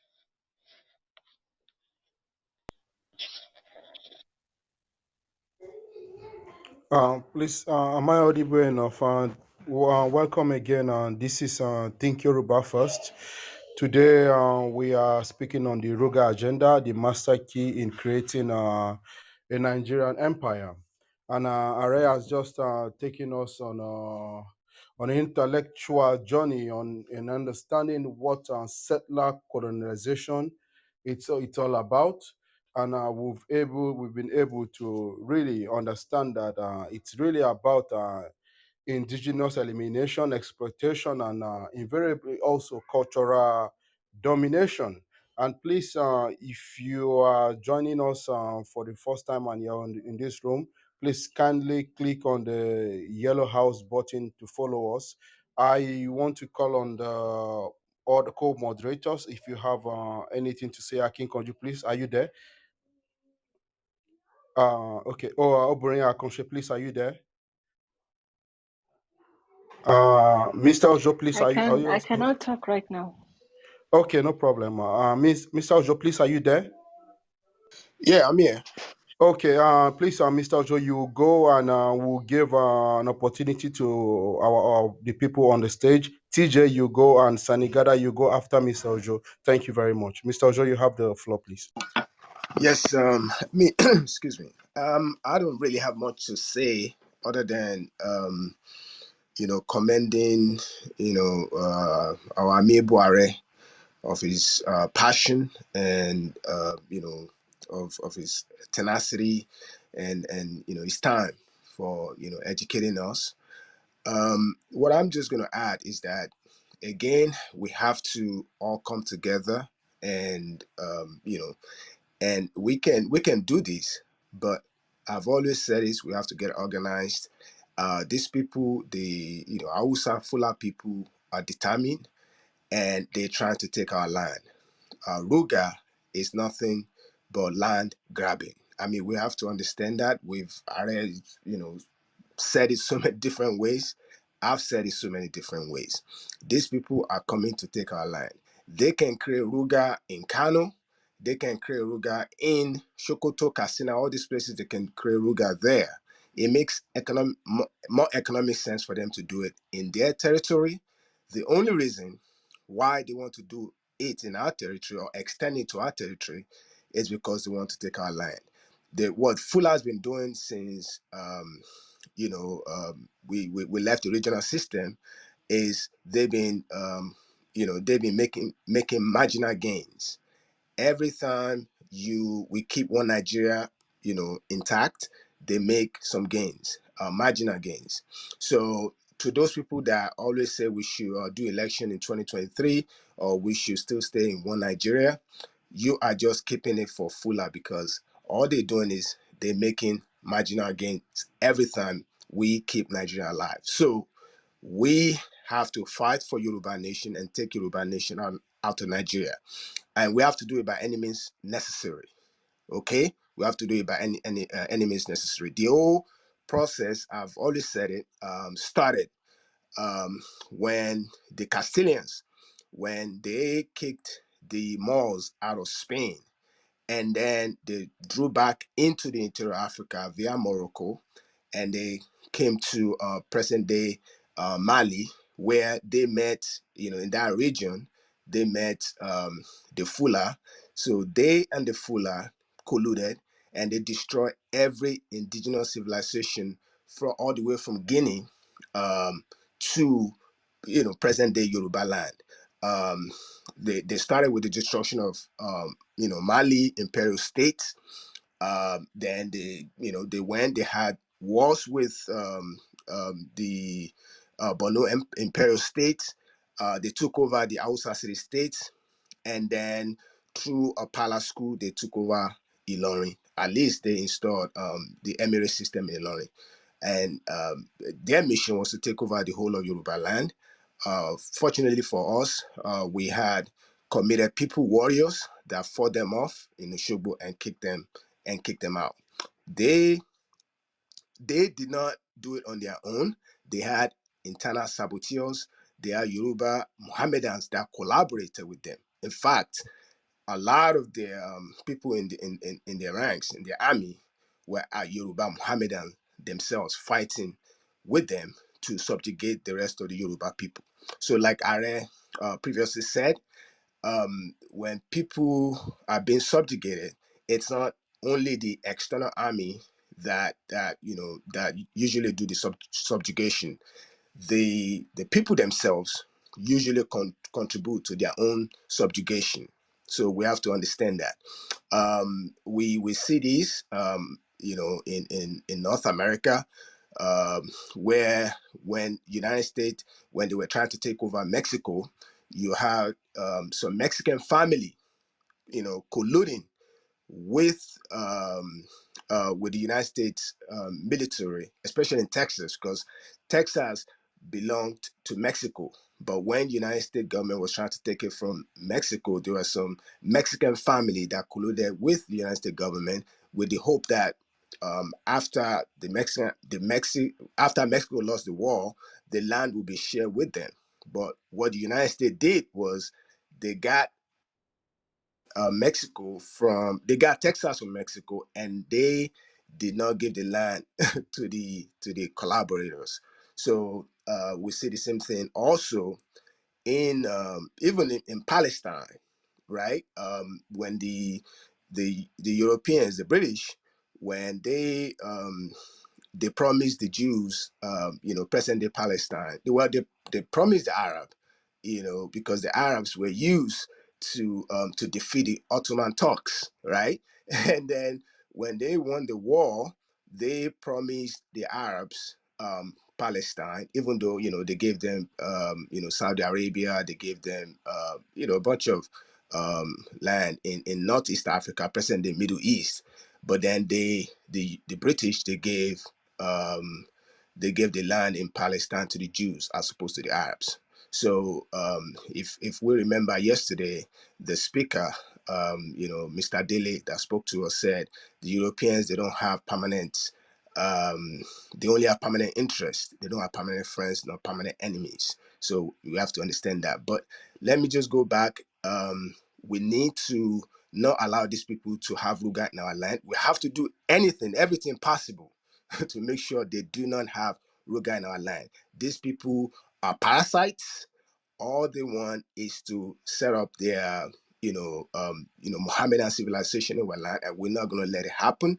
So we have to defend our land. If they want to have RUGA, they can have it in Sokoto or Castina or any of these places, and we should never allow it for them to have any RUGA settlement in our land, because if we allow it, they made that marginal gain. It will be very difficult. It will be extremely difficult for us to get them off. In fact, in the process of getting them off, the Westerners that are backing them today, they might even come to their rescue, because today they are not saying anything about it. But when we are kicking them out of our ancestral land, that's when they will come back and say, hey, we're killing our own people.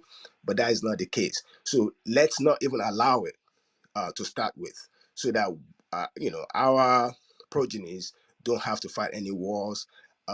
If we have to fight a war today, that's so be it. So we have to do this by all means necessary to make sure that they do not establish RUGA in our land. Thank you. That's all. Please, thank you, Ogami Ojo. Please, once again, quickly before we allow any other persons Can to you speak speak. up? Yeah, can you hear me very well, please? Speak up more better. Is it better now? Am I better now? Yes, yes. Okay, all right. Yeah, I want to say that again that please, I want to ask our indulgence for anyone who is on stage, which I don't want to believe anyone on stage could block Arakuni or Moba.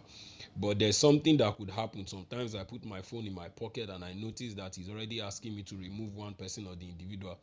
So what you can do for those of on stage now for some few minutes, quickly go to where you search for things on Clubhouse, search for Arakuni Omoba, and see if you have blocked him mistakenly. It might be a mistake, but if you have not, let us know so that we can know the next action to take so that he can come back to the room. So who wants to speak next, please? Who is the next person to speak? I think we should. TJ can go, and later Senegada can go before. Maybe we call on Aare if he wants to continue. Okay, all right. TJ, are you there? If TJ is not there, are you there, Good sir? morning, my brother. Yes, sir, I'm here. Can you hear Okay. me? Yes, we can hear I'm you. in Please, Please, we don't know if Uh, kindly please maybe you check through your historic, maybe you blocked one of our co-moderator Arakuri Omoba, and before you just quickly check, maybe you just mistakenly blocked him, and we don't know.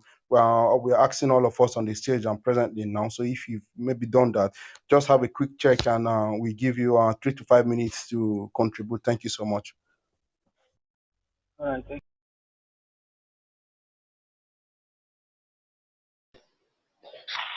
okay. Can we allow Senegada to speak? Are, Senegada, are you, Senegada, please go. Thank you. Thank you very much. I haven't got much to say really. I just want to say thank you for the presentation, Aare. You've done great, and I always, love listening to you guys. Yeah, I commend everything you said, and because the cause of Yoruba resonates to the cause for which my nation, the largest nation in East Africa, are fighting for. For those of you who may not know me, my name is, well, my pseudonym is Senegada, and I come from Oromia, a country in East Africa. Like I said, the largest nation in East Africa. The reason why I say everything he said resonates to me is because, because of the similarity, somehow a similarity between the way Empire Nigeria's was built and the way Empire Ethiopia was built. Even though, as you all know, Empire Ethiopia was built by stabbing Africans in the back and by violence and by genocide and by, in fact, helping the European colonial powers to slice up Africa, to partition Africa. And it was in that process that the Europeans and Abyssinia invaded my country, Oromia, and we are still fighting for to restore Oromia's independence. That is why I'm always passionate about the Yoruba and about all the nations in Africa that are fighting for independence. I think the problem for those freedom fighters, the challenge we're facing is the fact that even though the Europeans have left Africa behind, Africa has not been decolonized. These African states, I don't call them countries, they have decided to maintain the same colonial boundaries created by the European colonial powers, and they have been killing their fellow Africa to maintain the same colonial boundaries. It's not a coincidence. Sometimes, uh, people um, use the same narrative, the same kind of propaganda whenever they want to attack the independence movement up and down Africa.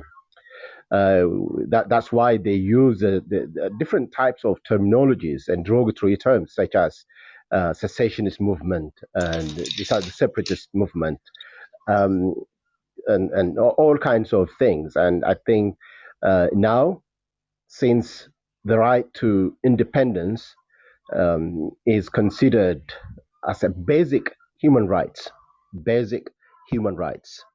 the, like the right to speak, and even more, even stronger than the right to speak. It's taken as a basic human right. So it's true, if the Yoruba people want to restore their own independence, then the Yoruba don't have to ask anybody any permission, because that is the right they are entitled to.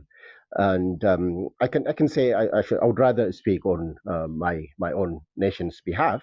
Like I said, we have many similarities. That's why I despise the word secession, because it was Ethiopia that came and imposed itself on my people, on the Oromo, and on my country, Oromia. So it is Ethiopia that should be leaving Oromia, not the other way. So even the term secession should apply for Ethiopia, not for Oromia. And we don't need any permission from anybody. And in fact, as you all know, the reason why Ethiopia has recently dominated the international media outlets is because Ethiopia has been trying to stifle these basic human rights that the Oromo are entitled to. And it is for the same reason that Ethiopia has declared war on Tigray, which is killing Ethiopia itself, thankfully. And it is because Ethiopia is determined to silence the voices of self independence, self rule, that they declared that war in Tigray and they are now conducting genocide in Oromia. So, will this stop? Never. It will never stop the restoring of Oromia's or Tigray's independence. In fact, Ethiopia has been kicked out of Tigray practically.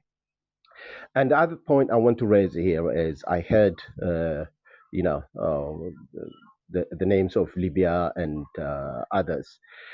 That is sometimes when this pro-fascist group want to attack the independence movement.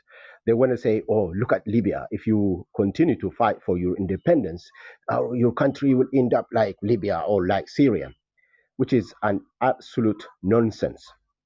It is an absolute nonsense because you can't compare the unique situation of Empire Nigeria or that of Yoruba or Biafra or the situation in East Africa, in Oromia or Ethiopia, Tigray, and all countries in Empire Ethiopia to that of Libya and or to that of the Middle East for that matter. Because one, Africa is a lot more diverse, and two, the aspirations of the countries in Empire Ethiopia is quite different to the aspirations of the homogeneous people of Libya, or the homogeneous in a sense that they all speak Arabic and they advance Arabic culture and in Syria.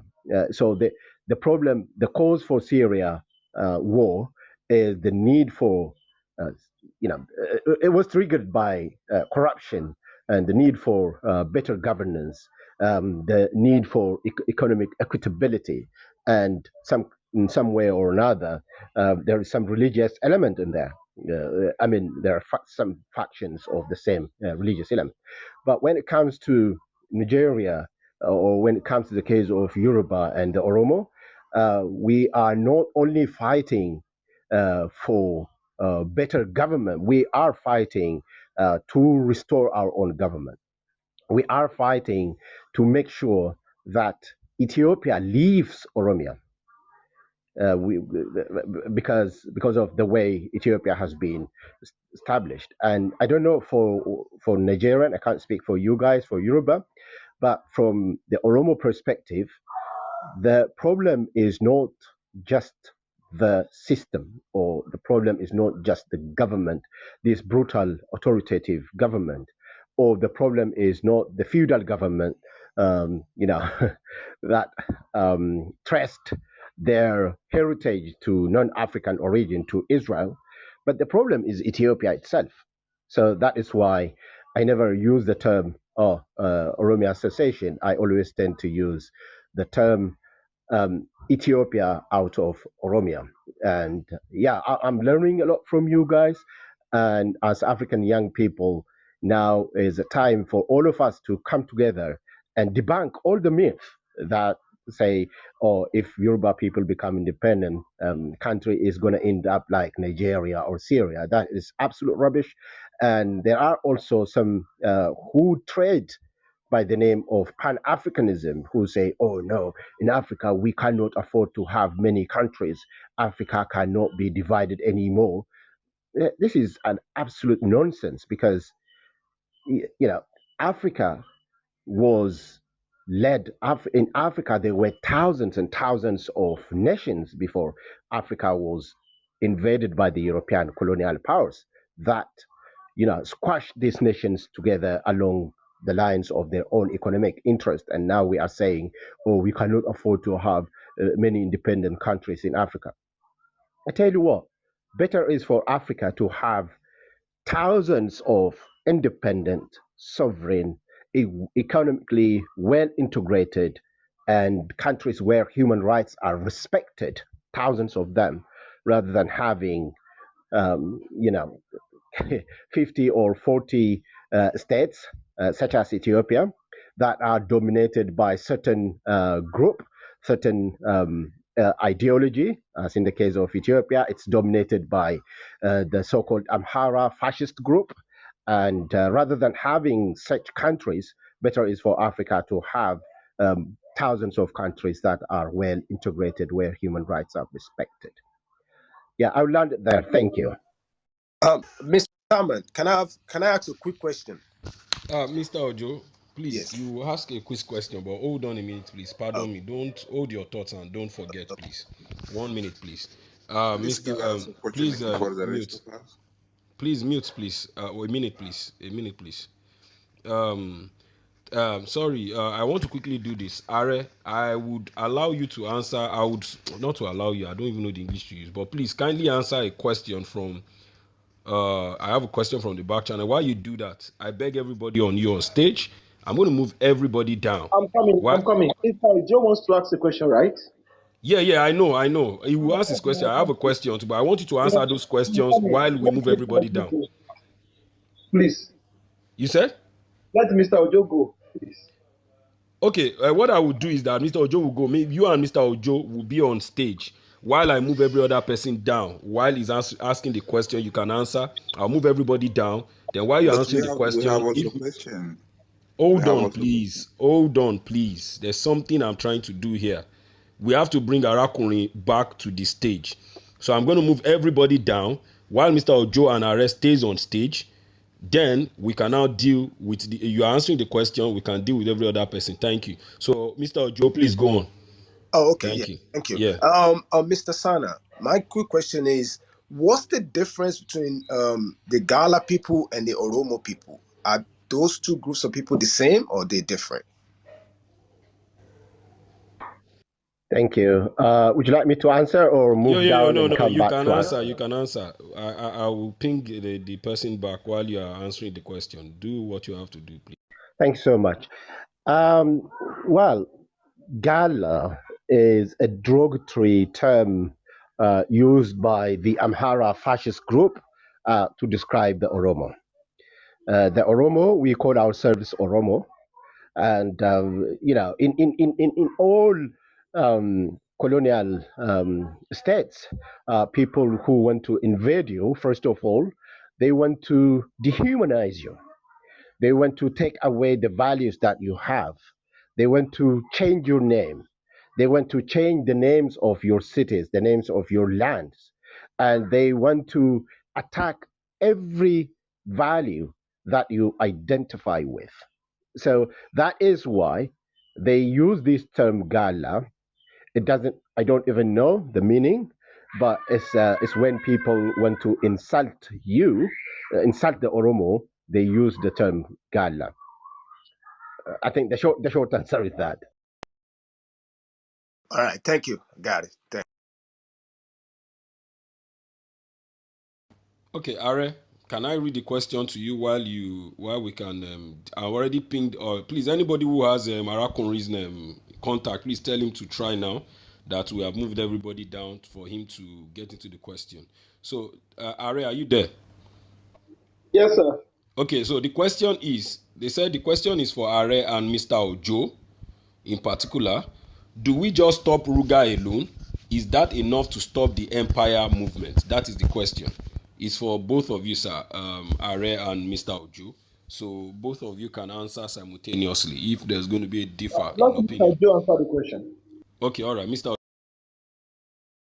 No, that's not the. That's not. People in think Yoruba first, and and that's not the goal of a true Yoruba nationalist. Our goal is to take Yoruba land out of Nigeria because one Nigeria has robbed us of everything that we've got. It's robbed us of our language, our culture, our myth, our spiritual philosophy, our epistemology, and our natural philosophy. So no, what we are saying is that now within the context of one Nigeria, the Fula are using the instrumentality, the power of the central government that they currently have to want to impose RUGA on us. So we have to fight that because that's imminent. That's an imminent danger, and it poses an existential threat to us. So we need to do everything within our power now to prevent them from imposing RUGA on us in the West.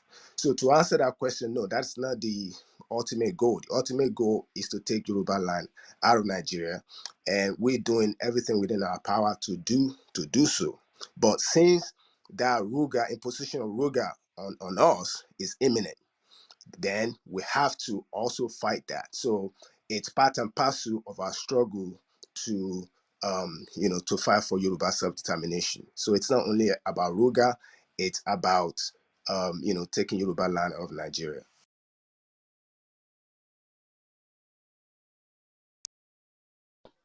I have Are, after you go, Are, I also have a question for you and Arakun.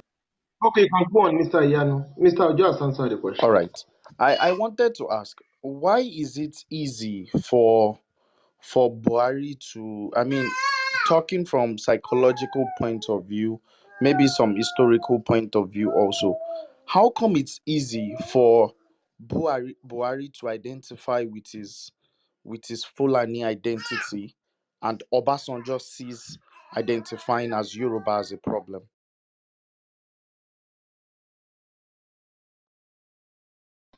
Mr. Ojo, please answer the question. I'm a little bit please. So so I did, there was a lecture. I've always talked about this. There was a lecture that was given about, I think, 3 years ago by the former emir of Kano, Emir Sanusi. And in the lecture, they asked, well, the theme of the lecture, what he was saying basically was that Nigeria has robbed the Mohammedan North of their Mohammedan culture, a culture that predated Nigeria itself, right? So, and the gentleman, I believe, is probably Igbo or Yoruba, asked him and said, if you think one Nigeria has robbed you of your Mohammedan culture or your pre-Nigerian civilization, pre-colonial civilization, so why are you still fighting for one Nigeria? Why can't you just now go back? Let's just balkanize this parasitic system, unity system, and you guys can go back and create your own Arewa nation, and you can recapture, right, your lost Arewa civilization. But again, he parried that question because the thing with the Fulani is that they don't want to be inside one Nigeria. They just need the resources of one Nigeria.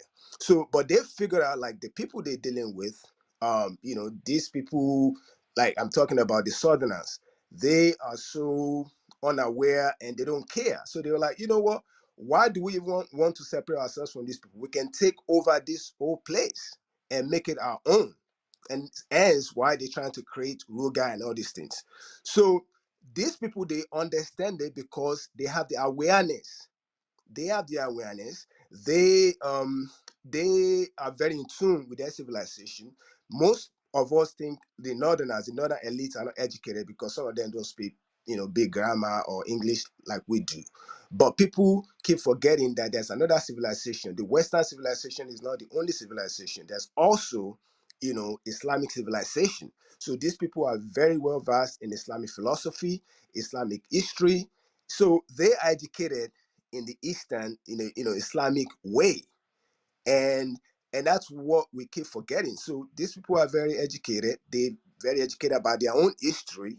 They use Arabic and they use Hausa, as their lingua franca. So, but in the South, a lot of our elites, the more Western they are, the stupider they are.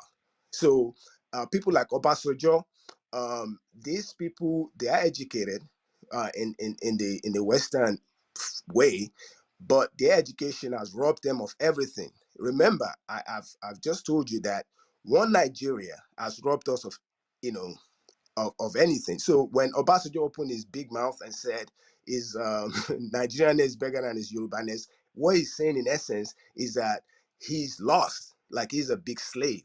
That's what he's saying, because there's no Nigerian identity. I mean, there's no Nigerian language, there's no Nigerian culture, there's no Nigerian mythology, there's no Nigerian spiritual philosophy. Nigeria does not exist. It's a colonial plantation.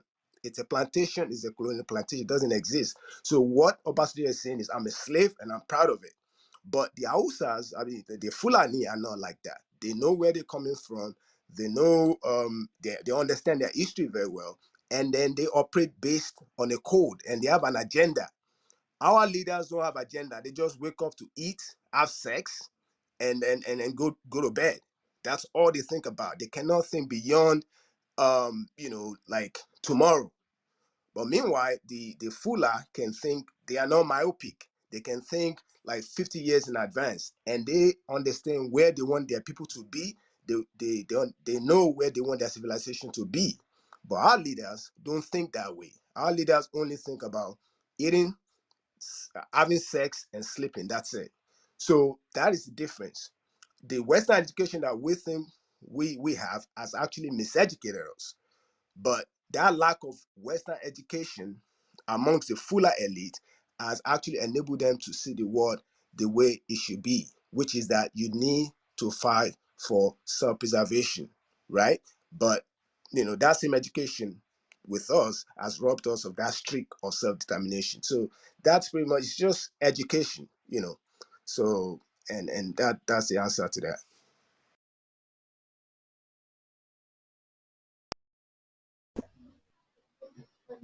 Thank you, Mr. Ojo. Mr. Ugu, do you have anything to say? You're welcome on stage. Yeah, no, I'll say I'm busy, a bit busy now. I'll maybe go after that.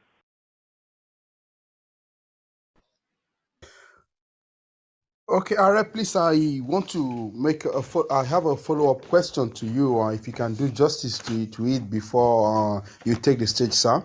I I would like your train of thought with regards to this Fulanization and Nigerianization policy that is usually being orchestrated under our brother Chief Olusegun Obasanjo, i.e., the RUGA scheme, and also the implementation of Sharia. I try to understand: is it that he is naive, or I don't know? Is he a puppet, or probably a willing tool that knows the truth, but he is obliged or forced to do the wish of this Fulani, because he knows, I believe he knows the impact of what it means to the Yoruba people and to Nigerian at large. And in the conquest that we know these people they've had this mission of, or should I begin to of late question his Yorubaness?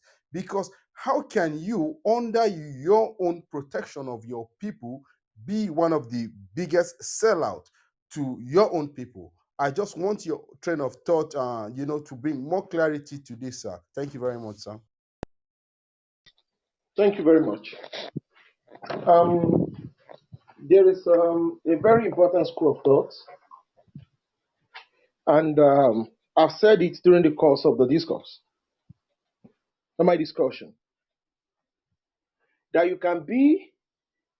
there's a difference between being in power and being in office. Obasanjo was never in power. All throughout his 10 years as the president of Nigeria, he was in office. And if you're a very ambitious person, you are going to be comfortable to be in the office and not be in power. Another good example is Osibajo. Osibajo is in office, but not in power. And that is clearly evident. I want to tell you a little history in 2 minutes. about how Constantinople was conquered by the Ottoman Turks. Constantinople had one of the best defenses in the world, in Europe, in Central Europe, Western Europe, and in Central Asia, even in Eastern Europe, as at that time. The Ottoman Turks tried everything in their power to conquer Constantinople, yet they all failed. So what did they do? But the Byzantine Empire, which where Constantinople is domiciled, Constantinople was the capital of the Byzantine Empire, was very, very well guided and comprises of other ethnic nationalities, Hungarians, Bulgarians. It was a Christian enclave. But there was a very brilliant Hungarian engineer and scientist. He was from Hungary. And during this time, Hungary was also fighting the Ottoman Turks. So the Hungarians were under the Byzantines. But for the sake of money, this Hungarian scientist called Orban, you can Google it, Orban, the Hungarian engineer scientist who helped the Muslims to conquer the Ottoman Empire, to conquer Constantinople. He went to the Ottoman Sultan and said he can build the biggest cannon as at that time that was going to bring down the defense of Constantinople. They didn't believe it. Said, "You are a Christian. What are you doing here? This is real fact, real history, European history. Go and read it." So everything you see happening in Yoruba land, it has happened across the world. Oban said, "I'm going to do it. Try me. Just give me money. I will do it. Give me money and position." And Oban was right. He built the best cannon, biggest cannon ever seen at that period of time. And within 6 months, Constantinople fell. But Hungary was balkanized into two. The Austrians took a part of Hungary, the Ottomans took another part of Hungary, and his people became slaves forever, for close to 300 years. So, going back to the issue of Obasanjo, there are millions of Obasanjo in our midst. People that are ambitious, people that are deadly, people that will defame and destroy fellow Yorubas, using lies for the sake of power, for the sake of showmanship, and for the sake of material gains. So there are thousands, millions of Obasanjo in our midst. That is why somebody will say he doesn't care. We've heard it on Clubhouse. If Yorubas are killed in their millions, in as much he gets his contracts from Fulanis. We've heard it on Clubhouse. We've seen it on this Clubhouse, where somebody who calls himself a Yoruba man goes to forum to throw fellow Yorubas under the bus without blinking twice. Even in the real world out there. Now imagine if these people get to power, what will they do? People who will openly come out and say Ilorin is not Yoruba land. And when you come around and tell them history, facts, they will not come back and say, I take back my words. They are going to go back into their shell and be looking for how they will throw the Yoruba people under the bus. You are going to see people who are going to say, oh, I'm Yoruba, yes. But because I'm based in Kogi, I'm a Northerner. But there was nothing called the Yoruba race. So he prefers to die in Nigeria. And even though people are being killed and massacred in Nigeria, he has no problem with that. It is part of nation building. We have them in our midst. If those people, and the funniest thing is this, these people are far more interested in grabbing political power than many of us that are just, going about our lives, building careers across the world. These people are more interested. They are more interested. So they have more probability of speaking for you and I. They will rugalize our lives without thinking twice. And there is no amount of intellectual conversation you are going to have with them. They are lost and they are dead. We have them a lot. There are many people I cannot even stay with 5 seconds in the same room. I'm going to leave. Because I know what I know what they stand for. And the issue, she was talking about the battered race, the battered theory, right? Our people have been battered to the extent that they cannot even organize without destroying themselves. So when you have such situation and scenario, millions of Obasanjo will arise. But there is one thing we can do, which is not to forgive those who throw us under the bus. The issue of abusing Omoluabi is dead and buried. If you come for and destroy a fellow nationalist, it is an unforgivable offense. On Clubhouse, on Twitter, on Facebook, in the real world, and on the ground. Because we're on the battlefield. And in the battlefield, it's either you get killed or you do the otherwise. We allowed Obasanjo to get a pass. After doing the damage, he put on his cap, we are all Yorubas. Put on his cap, we are all Yorubas. I don't want to mention other names because Obasanjo did damage. If I open the can of worms of what Obasanjo has done to the Yoruba people, that's why anybody say, and we knew anyway, we never voted for him. In 1999, we never voted for him. In fact, I remember, many Yoruba nationalists were crying that you are bringing back this man is going to be deadly. And between 1999 and 2007, people should come back and tell me the number of Yoruba nationalists that were massacred, that were assassinated. We can count. During that time, that was a period where Yoruba politicians, Yoruba statesmen were being assassinated during his regime. So it was very easy for us to be assassinated during that time.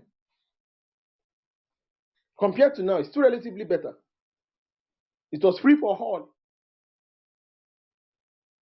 And many of the people that were assassinated till now, there's no replacement for them at the highest level. So we now have tout representing us. So the case of that man, if not that the Yoruba people are a resilient race, we should not have succeeded. We should not have survived what he did to us. We should have been gone, long gone. But we survived him. We survived Obasanjo. And we are going to continue to survive him. You understand? We'll continue to survive him. So, my brother, let's move on and let us be hopeful for the future.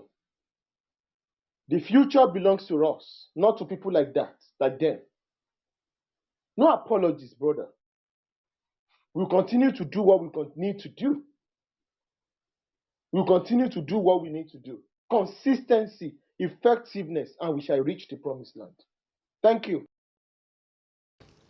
Thank you, Are. But Ogasha Gonovex, sorry, Senagada, you have a minute. You messaged me at the back. You said you want to quickly say something. Are you there, Senagada? Yeah, Yeah. yeah, yeah. I just want to quickly interject on what was being said. It resonates again to my experience. Had it not been for the some people by Oromo by blood who betrayed the Oromo, Oromia wouldn't have been where it is now.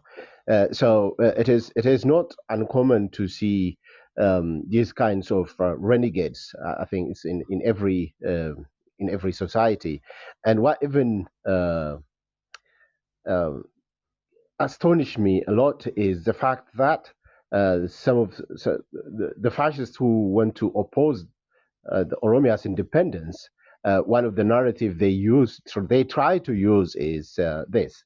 Oh, Ethiopia was built by the Oromo. It was the Oromo heroes who built Ethiopia. And why is it that the Oromo say claims to be independent? And these are the people they're referring to are the ones, not only the ones who conducted literally genocide against the Oromo, and also the ones who are doing exactly the same thing.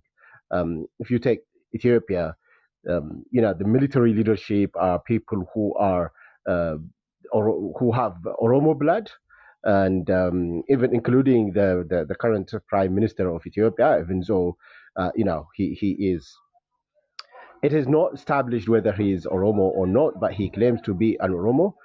Those are the kinds of uh, dangerous people amongst many of us who are trying to stab our own people in the back. So it's good to be conscious of that as well. That's all I want. Shongo, please go on. Oh, okay. Thank you very much, Akinkoju. I don't know if Mr. Ugo, are you there, please? Yeah, yeah, I'm here. Let me Okay, just okay. add. Okay. Do you want to make your submission now, or Yeah, you are yeah. not I'll just yet? make a short submission. Thank you so much.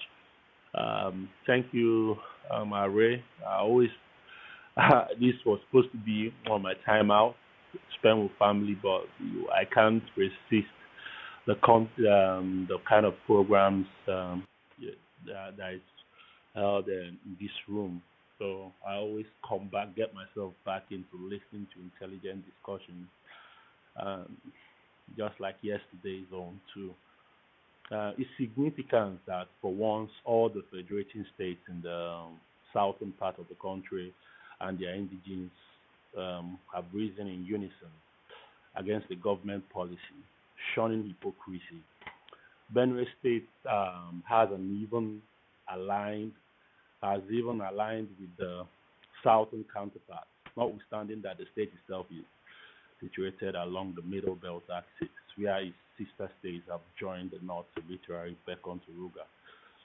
For education, Benue State is a living witness to what RUGA could mean when stripped of official covering. In recent times, no other state has borne the brunt of horrendous killings by Fulani herdsmen as did some Benue State communities. Those farming communities did nothing wrong to warrant such carnage, except their resistance to forcible occupation of their farmlands by the nomadic herdsmen, Fulani herdsmen, and their herds of cattle. I've heard that the other day I didn't even really check the true meaning. I think it was a couple of months back. Just got the Fulani. It was derived from the Fulani word for human settlement. Yet the same word is being bandied about as an acronym for upset for rural grazing area. Whatever it means, it's immaterial. What really matters are the realities, the policy is packed with, which can downplay this reality.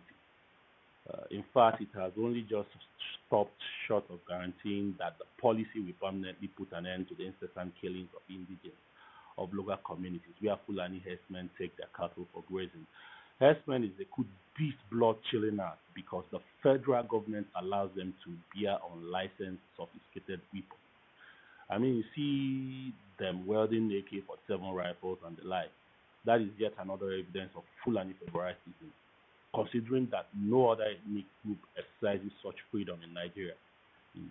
Indeed, the belief that the Fulani are so privileged finds credence in the fact that the atrocities they commit go without arrest, much less prosecution and punishment.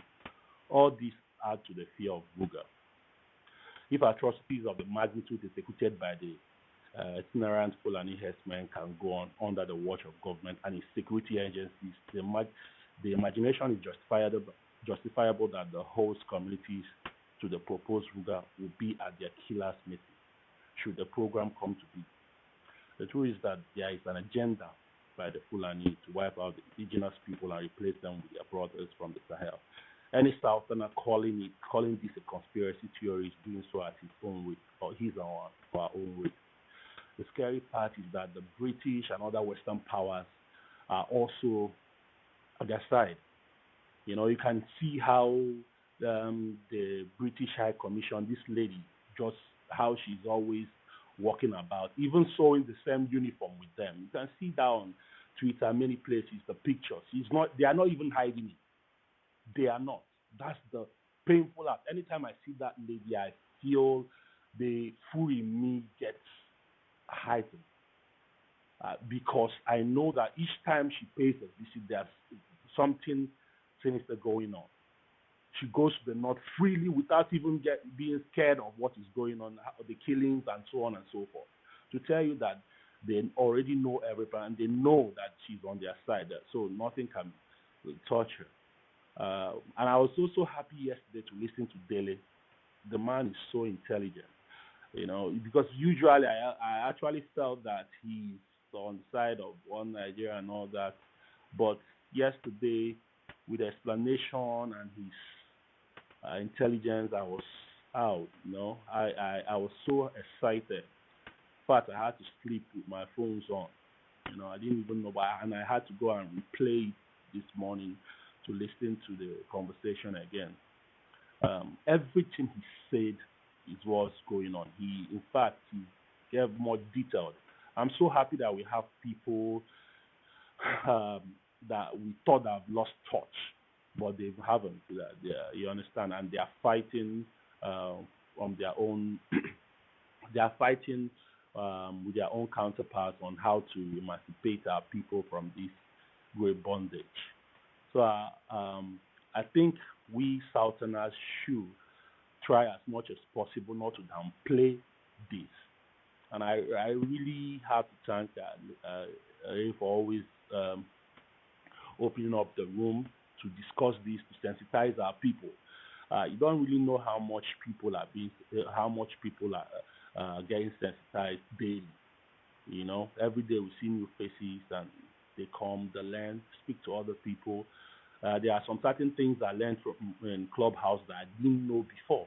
And once I try to speak sense to some of my friends or colleagues who are from the South, and they feign ignorance, I just cut the person off, especially if we don't have any business ties, because it's imperative that we as Southerners should try as much as possible get ourselves out of this mess, you know, because we can't live, like I always say, we can't live this fight for our kids.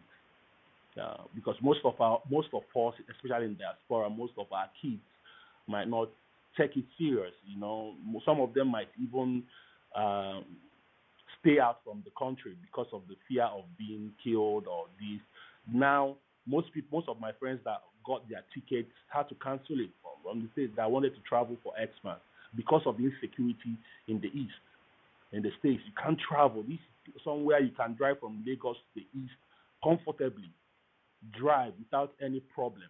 Now you're not even scared of the armed robbers or the police to extort you. We are now scared of the Fulani people in the bush, you know. So I don't want to hold the mic for so long. I thank you so much, Aare, for the good work. I'll just be listening. Thank you. Again, thank you so much for everyone just joining us. This is Think Yoruba First, a Yoruba nationalist platform. If you've not followed the club, please click on the greenhouse icon and follow us to continue to, engage in, stimulating insightful discussions like this. Today, we are speaking on the RUGA agenda, the master key in creating a Nigerian empire. And Aare has been taking us through the historical analysis, the component of what it entails, settlement, colonization, and all of the intricacies that it involves. And we've been going along with him. And just before I yield the mic to Aare, I want to say thank you, Mr. Ogu, for taking us back to Benue State to understand really the perspective of actually what is happening in our society, where we call the entity Nigeria today. People think this is about selling fear mongering, but actually it's not. Just a week ago, the Benue State government are actually coming out to tell the government, the people, that the Fulanis are replacing the people that have been internally displaced in the various settlements within Benue State where people have been displaced, and this tells us where all these are pointing to. There is going to be some forms of replacement across the southeast, the south, the northwest, the northeast. This has been the trend. They will displace people and they will replace. And after a long period of time, these people want to claim political powers as indigents of that environment. And this is what is happening. Before I just give Aare the mic, we have to ask ourselves pertinent questions. Historically, the Native Americans arrived in North America, let's say around the 15,000 BC, and numerous indigenous cultures were formed. But unfortunately, many of these disappeared in the 16th century, just when after the first settlement of the Jamestown in 1607. And people have to understand that even in 1829, Andrew Jackson, when he became the president of the United States, he took a hard line and made a policy about the Indian remover, a policy of treating Indian tribes as separate nations. It was basically a policy of forced displacement of self-governing tribes of Native Americans from their ancestral homelands in the eastern state of the land to the Mississippi River. These were policy by the United States government to remove people from their ancestral land. Today, you have to ask yourself, where are the Native Indians? Where are the indigenous people of Canada? Where are the indigenous people of Australia? This is where all these are pointing to. And to this, I just want to yield the mic to Aare. Aare, please, are you there, Aare, sir? Thank you very much for that fantastic submission. Thank you, everyone. Thank you, everybody that has spoken. Thank you, Mr. Ugu, Mr. Yano, Mr. Kikanju. Thank you, my brother. Mr. Ifadari, I'm not comfortable with Alagbaujo. So, thank you, sir. Thank you, sir. What happened? Why are you not? He knows. I'm not used to it. So, there is one thing I also want to say. And this particular part, I want us to take very, very, I want us to be attentive.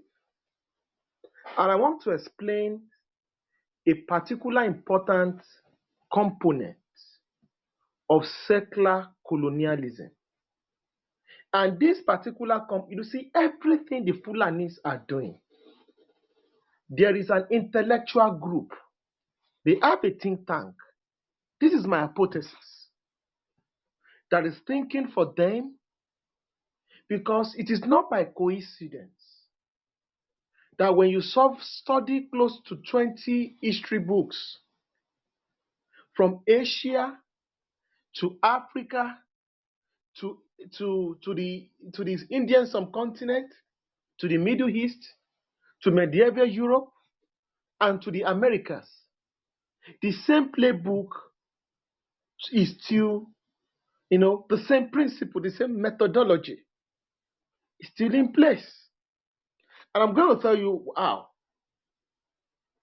During the period of American expansionism, which they call the Manifest Destiny, America had one particular ideology, which was based on secular colonialism, which they used ruthlessly to expand. And this policy was called filibustering. Filibustering. Filibustering.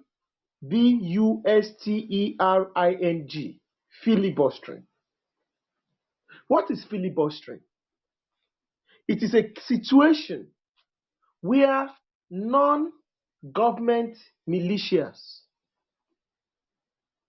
who want to promote secular colonialism arm themselves with weapons and ammunition and go into amongst Aboriginal people and be wiping them out in the name of America. There are so many instances. For instance, Texas.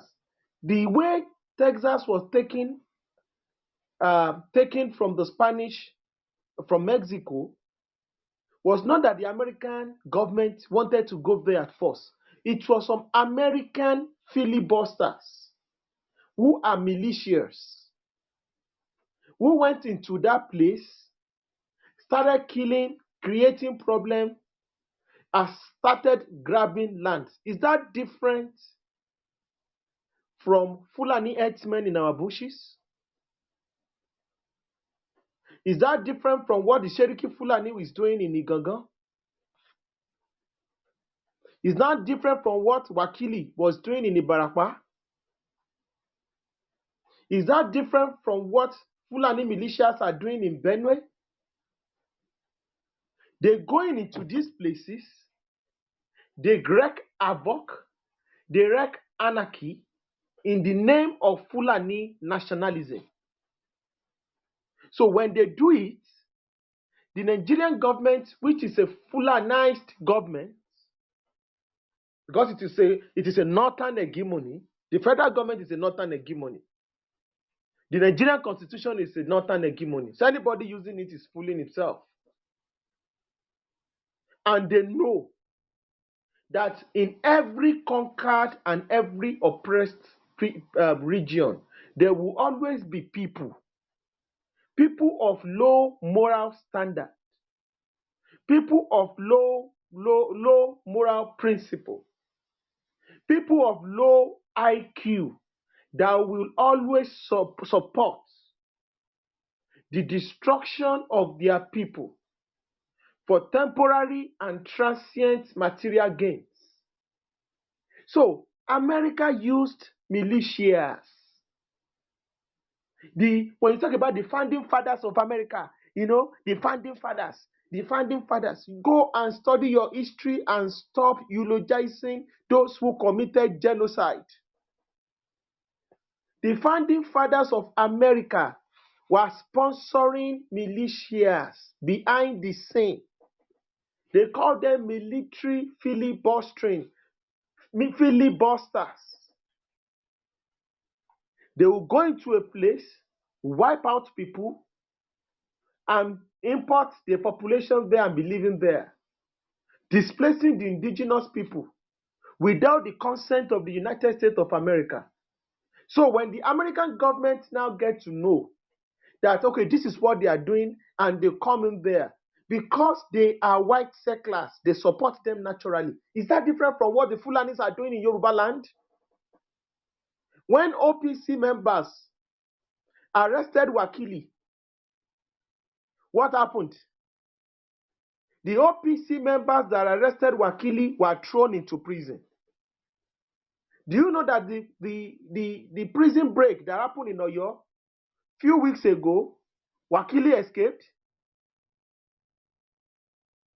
You don't have to be a genius to connect the dots. That this is not a country.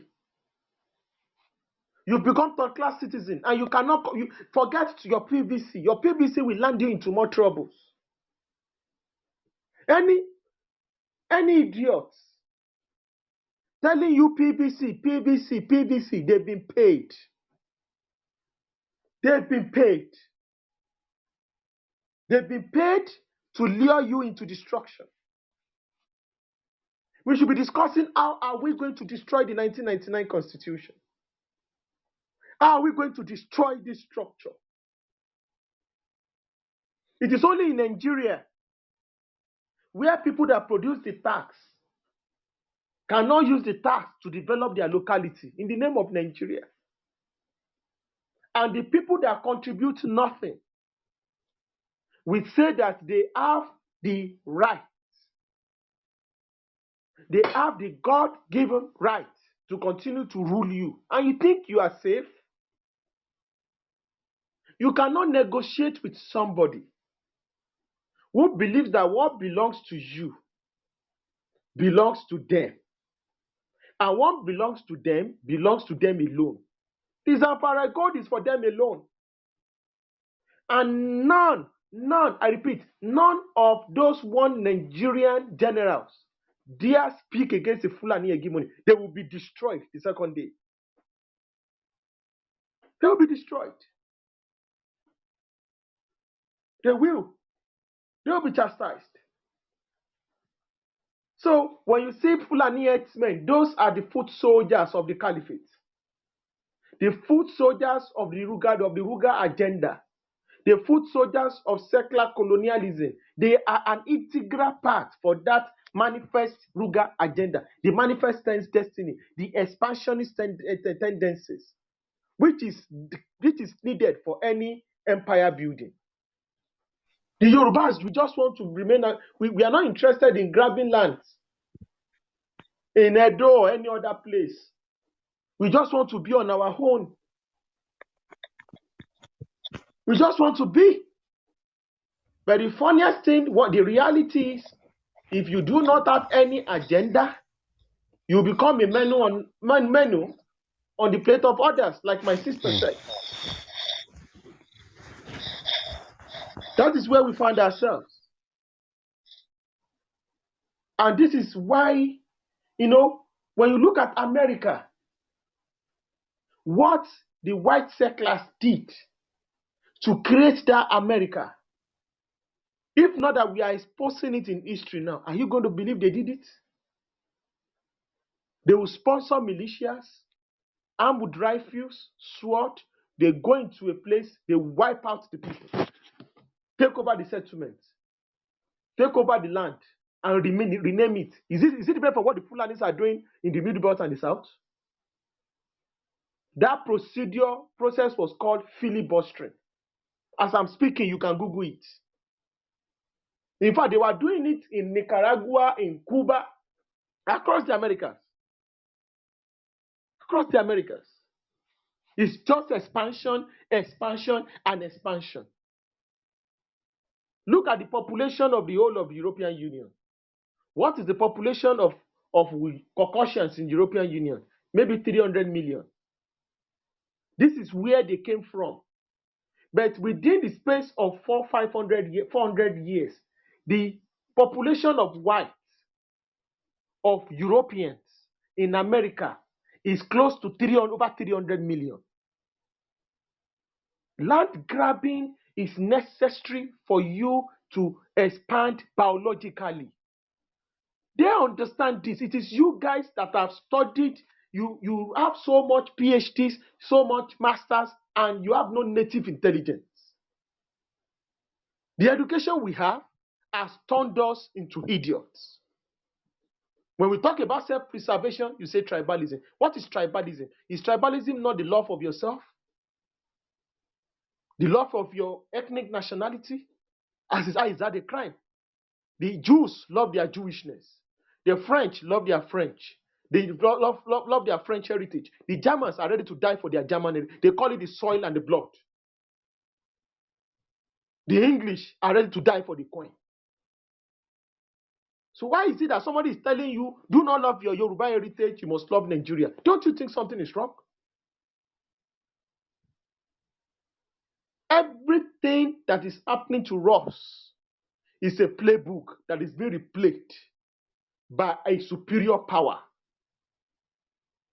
The Yorubas, we can get our freedom out of this mess. Out of this mess. You should be afraid of Nigeria so that you don't become a casualty. Between 2015 to 2023, maybe close to 100,000 would have been wiped out under Buhari. Who cares? Because those ones are collateral in empire building. Before the Sokoto Caliphate was built, millions were sold into slaves. Thousands of civilizations were destroyed. 60 to 70% of the population of the Sokoto Caliphate were slaves before they created that caliphate. That is why they can live in a society where millions of children are beggars on the streets. And 90% of their population are poor. There is a reason why they can do that. It's just like apartheid. In an apartheid system of government, there is 90% poverty, and there is a white minority living in affluence, and the blacks working as slaves. Same thing in plantation slavery. Open your eyes and read. An empire is being created in your face. They are creating an empire in your face. It's like people, you are being raped and they are telling you to calm down. You are being butchered, they tell you to be nice. That is why they send their food soldiers to tell you to calm down on this platform. They tell you that. It's a psychological warfare till you normalize evil. Terrorism has been normalized in Nigeria. If Boko Haram kills 2,000,000 people today, we don't care anymore. Why is it that Islamic terrorism is in their area? Not us. Why do we have so much bloodshed in their region? Not us. The court has declared bandits as terrorists, but the government cannot do it because it affects the Fulanis, the first-class citizens of Nigeria.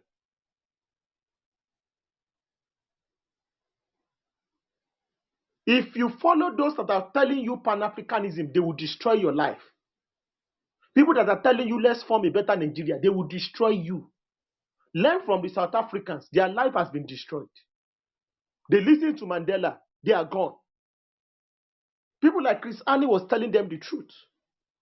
They destroyed Chris Ani. They assassinated him. Because Chris Ani was not the leader was not the true leader of the South African freedom movement. It was not Mandela. It was Chris Ani. They shot him in the head. It was a Polish assassin that did the job. Because Chris Ani understood that without them getting their land back to totally reverse the decolonization process, they can never be free. Mandela was just telling them, Kumbaya, everybody let us shout hallelujah, everybody is okay, laughing up and down, and the lives of South Africa is destroyed. Only 3 to 5% of the population control 87% of the land. White. He who controls the land controls everything. That is why they want your land. It is from the land you have the agricultural produce. It is from the land you have the resources. It is from the land you have everything. You have the water. It is from the land everything comes from. You need to take the land and you control everything. You have to take the land. So what we are talking about is a war of land. They're not even interested in giving you good water, electricity again. No job. They will give you a 30,000 naira job. They will give you $40 per month. That's how wretched it become. $40. And they will come out and tell you they provided a job for you after graduating, biochemists, anatomists, sociologists. That's how you've been reduced. They've weaponized poverty. What they want is your land because you cannot fight back. Do you know how much they sell an AK-47? We shouldn't be discussing it here. And these rat tags, many of them carry sophisticated weapons.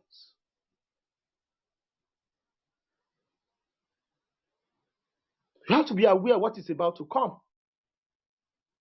And you will never see their elites, their children, and their middle class criticize this evil. Have you ever seen them criticize them on Clubhouse?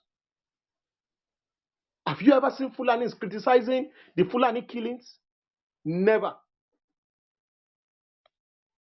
But let them talk about IPOB. Let them talk about Sunday Boo. They crawl out of their caves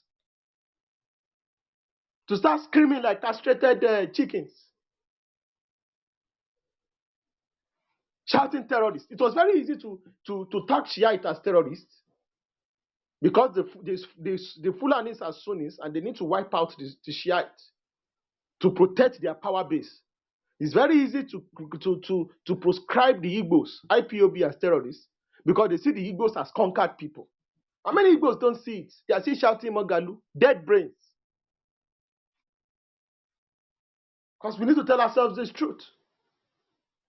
We need to tell ourselves this truth. So the RUGA agenda is what they need to do.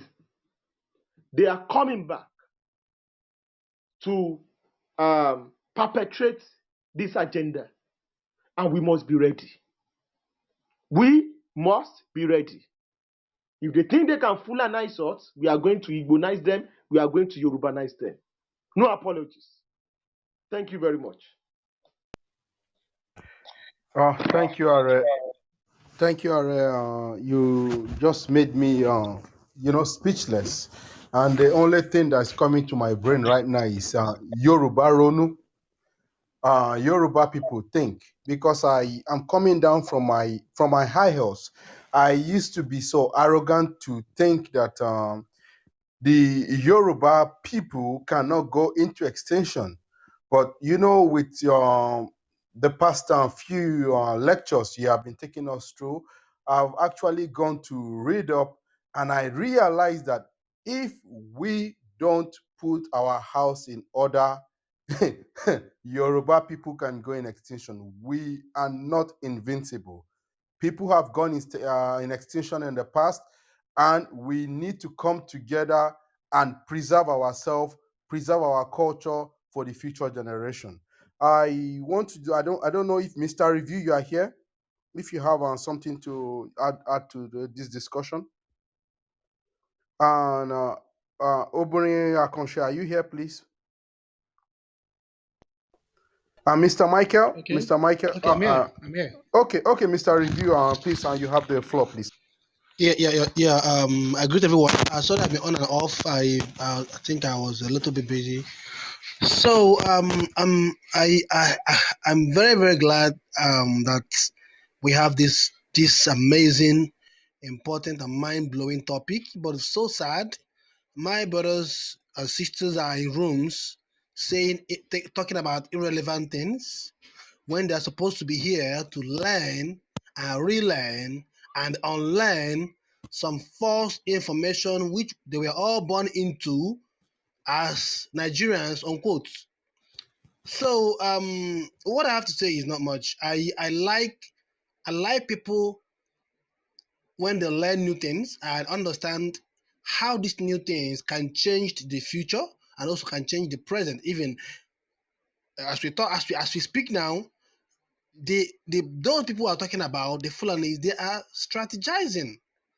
They are looking at, can we carry on this RUGA if a Southerner gets into power? What kind of Southerner is coming into power? Can he stop us? Which other way do we use? Can we get our stooge? As they are strategizing, our people are thinking about they think it's a normal thing. They think it's Nigeria they used to know, election, vote, this, that, share money, all those nonsense. Meanwhile, death, things that will take us away from this planet Earth, things that will destroy our land, things that will make our next generation, the children that will come after us, they wouldn't have a place to call their motherland. I was in one of the Black Americans' rooms, and somebody was talking about, someone was saying the Yoruba nation are there in Africa, their kingdom are still there. The Igbo nation are there in Africa, their kingdom are still there. So they are not They were not taken away from their land, and they were not actually conquered or depleted. So, and that kind of made me, have certain kind of joy. And this kingdom, this is our land, there in Igbo land, in Yoruba land. People fought to keep it like that. People fought for us to have those land, those language you speak. Our forefathers, our ancestors, they remain resolute against the British conquest. They made sure that our land, our language, our culture, our values, our norms, that we were born to meet them. Now, things are going awkward because of the Nigerian state. We found ourselves, and people are not looking at how do we also reserve and protect our land like our ancestors did, so that people that will come after us, we also say that, oh, our ancestors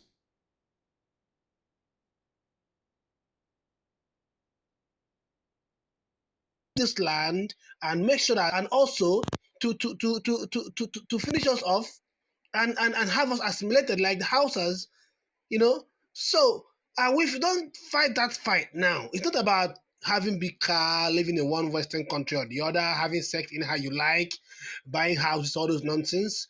You might be doing well as a person, but as people, we are in a very terrible mess. We are in a very big problem. We are having existential threat, and sadly, these people that are bringing this fire, this hell to our land, they were able to unite with our bloodline across down the Sahel from Mauritania. They look at us as conquered people. They can come and do this to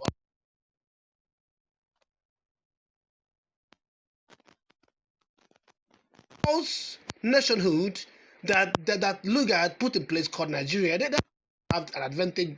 When you say one Nigeria, like I tell my people, when you say Nigeria, you are eventually saying I am a slave. When you say Nigeria, you are eventually I'm a Nigerian. We are eventually saying that I am to be conquered. I am to be dealt with. I am to be killed. My people are to be destroyed. My land are to be taken over. This RUGA is simply bringing people that are come and finish their work, the work of Danfodio, the work they have done over the years.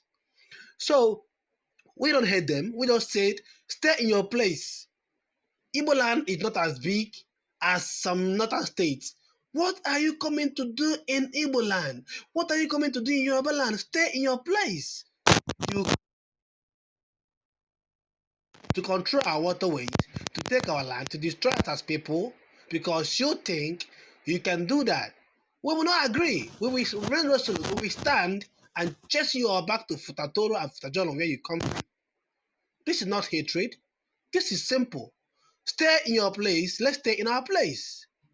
Any governor, any Igbo governor, whoever, ever support whatever they call it, RUGA. I used to even think that the RUGA means something, maybe the coinage of alphabets from a main, the scripture. I don't know that it's actually a word from some of these elements that are trying to conquer our land. I never knew, if not now. So, and we keep saying these things. Some people think they can go into rooms and spit saliva on their phone screen and say all kind of crap when the real intellectual discussion is going on. Your village, I asked one of my sisters, one of my Igbo sisters, imagine if you go back to the village this Christmas, you travel, take a flight, go to your village, and you realize that everybody in your village have been sacked away. That palm wine tapper that used to bring fresh palm wine to you have been sacked. Maybe probably his wife or his children were killed. They ran away to IDP camp. All your villages have run away. It become a desert, and you happen to see some lanky, dirty-looking terrorist individuals occupy your land, and your people are in IDP camp. You don't no longer have a village again. Things like this are happening in TV land. Things are like this are happening in Southern Kaduna. Things like this are happening in Middle Belt, in Nasarawa.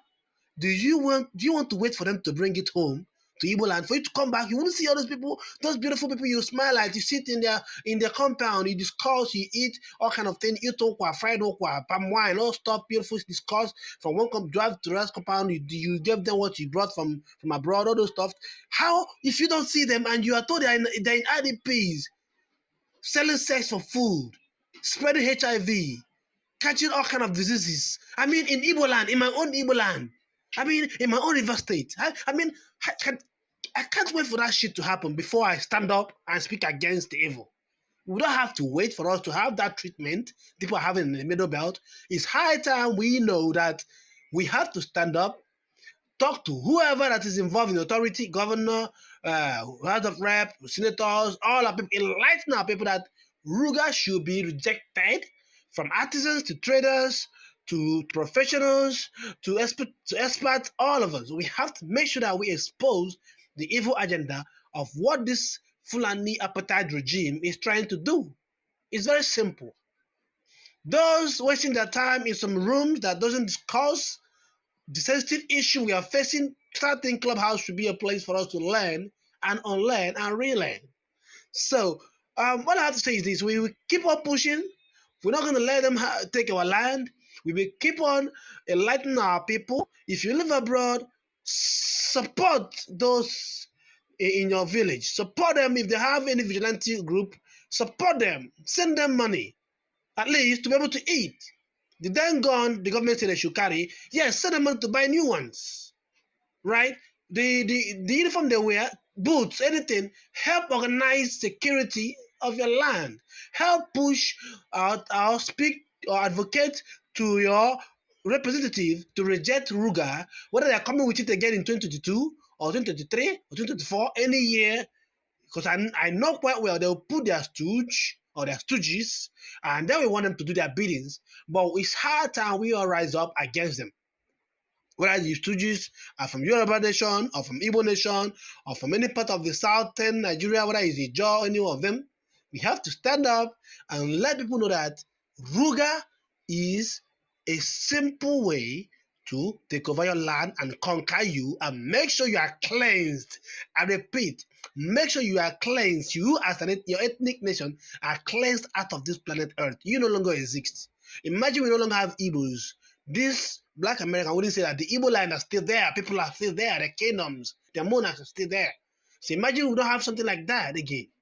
I spoke to these my thief brothers. It's high time you guys do something about it. Resettle those in IDP camps. If people are occupying the land, know how you can fight them back and chase them away. This is the big problem. We cannot let it happen in Yoruba land or in Igbo land before we start talking. The thieves as well can help us protect those borders, and we can work together and make sure people don't do this. They are trying to do this legally, illegally. They're using their foot soldiers to go into bushes, destroy farms, kill people. Instill fear on our people. We will not let it happen. We will never let it happen. So in conclusion, my brothers and sisters in the room, I appreciate all of you that are in this room. It doesn't matter, many are called, but few are chosen. Don't go into room because there are 100 people, 500 people. Go into rooms where you learn new things, where you unlearn. Because I believe over the years, people are born into this falsehood of Nigeria. Those that listen to NTA, those days, those years, we listen to NTA. We never knew that social media will come where we realize that NTA are a bunch of liars, bunch of hypocrites. The worst thing that can ever happen to you is to listen to Nigerian channels. When social media is there to tell you when something happens, people take videos, take photos of it, and upload it. You see it direct from the victim. All these lies, they have kept us in darkness. Like I keep saying, we are happy that there's this information age, because I knew quite well that if this is 1940s or 1930s or those years, they would have actually gone far.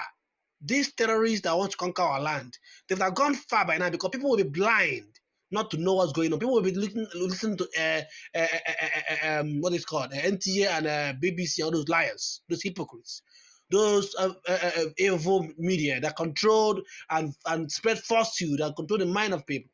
But today, because there's things like this, information technology, social media, they can no longer raise an eyebrow like they used to. They don't choose to use the government. They don't choose to penetrate the fucking Nigerian government. They now want to use it that way because they know people are beginning to know who the real enemies are. So thank you guys, everyone. That's all I have to say. The Igbos have to remain resolute and strong and reject any RUGA of any sort. The Yorubas have to remain strong and reject any RUGA of any sort. It's high time, I repeat, it's high time we start combing our forests. The vigilantes should start combing the forest. All the forests in Yoruba land, all the forests in Igbo land, comb it. Go in there with youths. Make sure there's nobody that should be found there If you want to live in Yoruba land, go and live where as residents. If you want to live in Yoruba land, live in residential areas. Don't stay in the bush and kidnap people and build a military base, should I call it a sleeper cell military kind of base, where you launch your attack on expressways and kidnap people and kill them with your assault rifle, which the government has not done anything to stop you all. We have to come with this forest. We have to stop these killers. We have to make sure we reject RUGA with our full blood and our full chest. Thank you so much, my brothers and sisters. Yeah. Am I audible, please? Yes, but tó dà ń pé ó ń ṣòun pé inú mosquito lẹ́wà. It's because it's because I'm walking along the road. Pardon the background noise, please.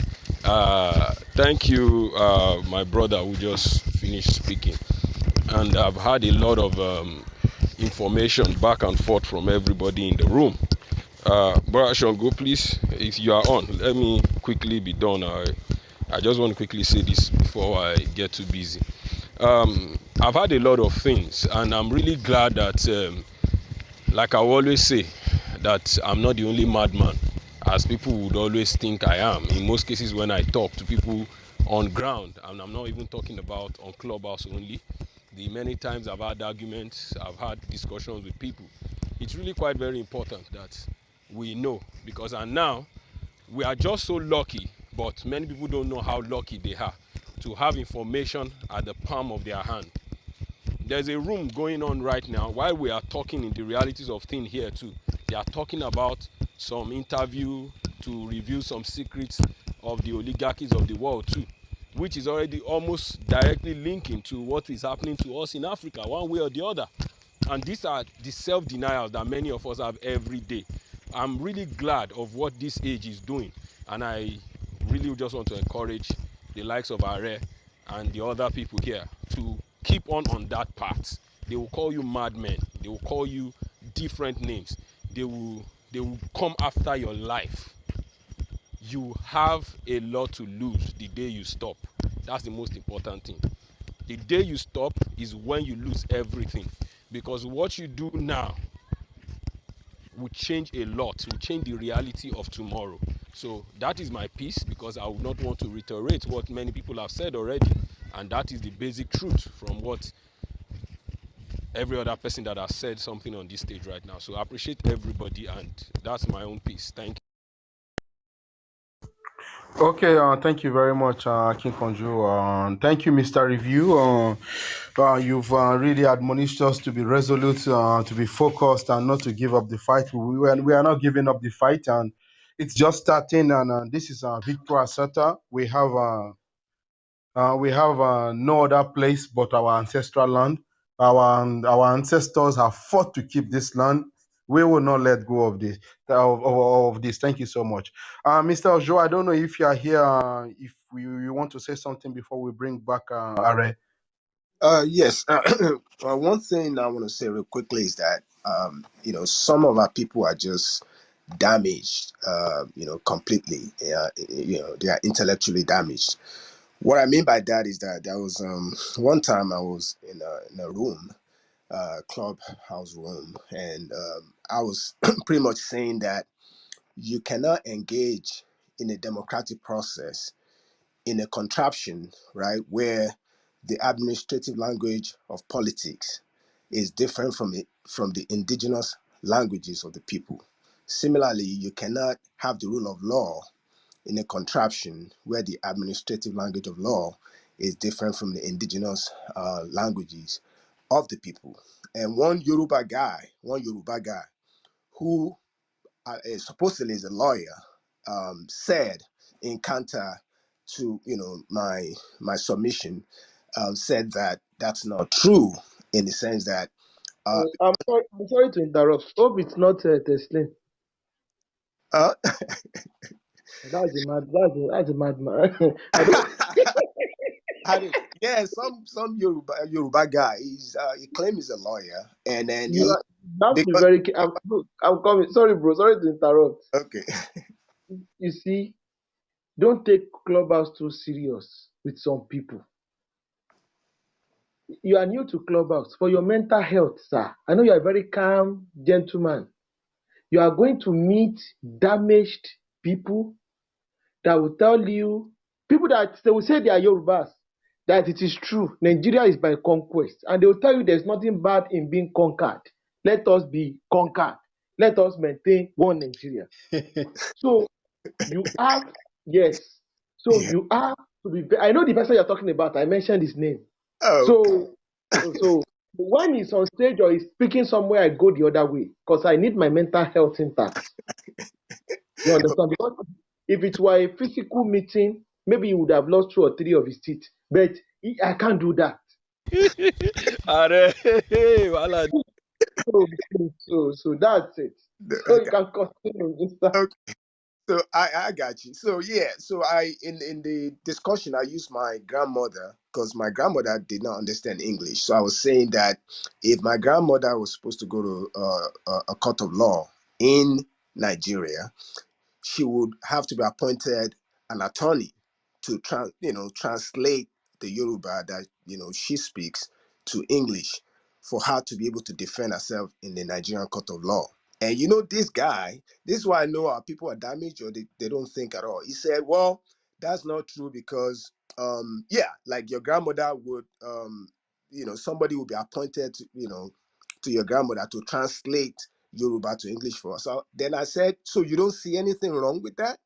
Like, do a Japanese person or do Japanese people go to the court of law in Japan and then they have to appoint a translator to them in Japan to translate Japanese to like Chinese or Mandarin for them to be able to communicate or navigate reality in their own land or defend themselves. So the fact that you are in your own land, I'm in Yoruba land, and I need to get a translator to translate my own language, my own land to a different language in order for me to defend myself, that alone should tell you you are not living in your land like you're living in a contraption.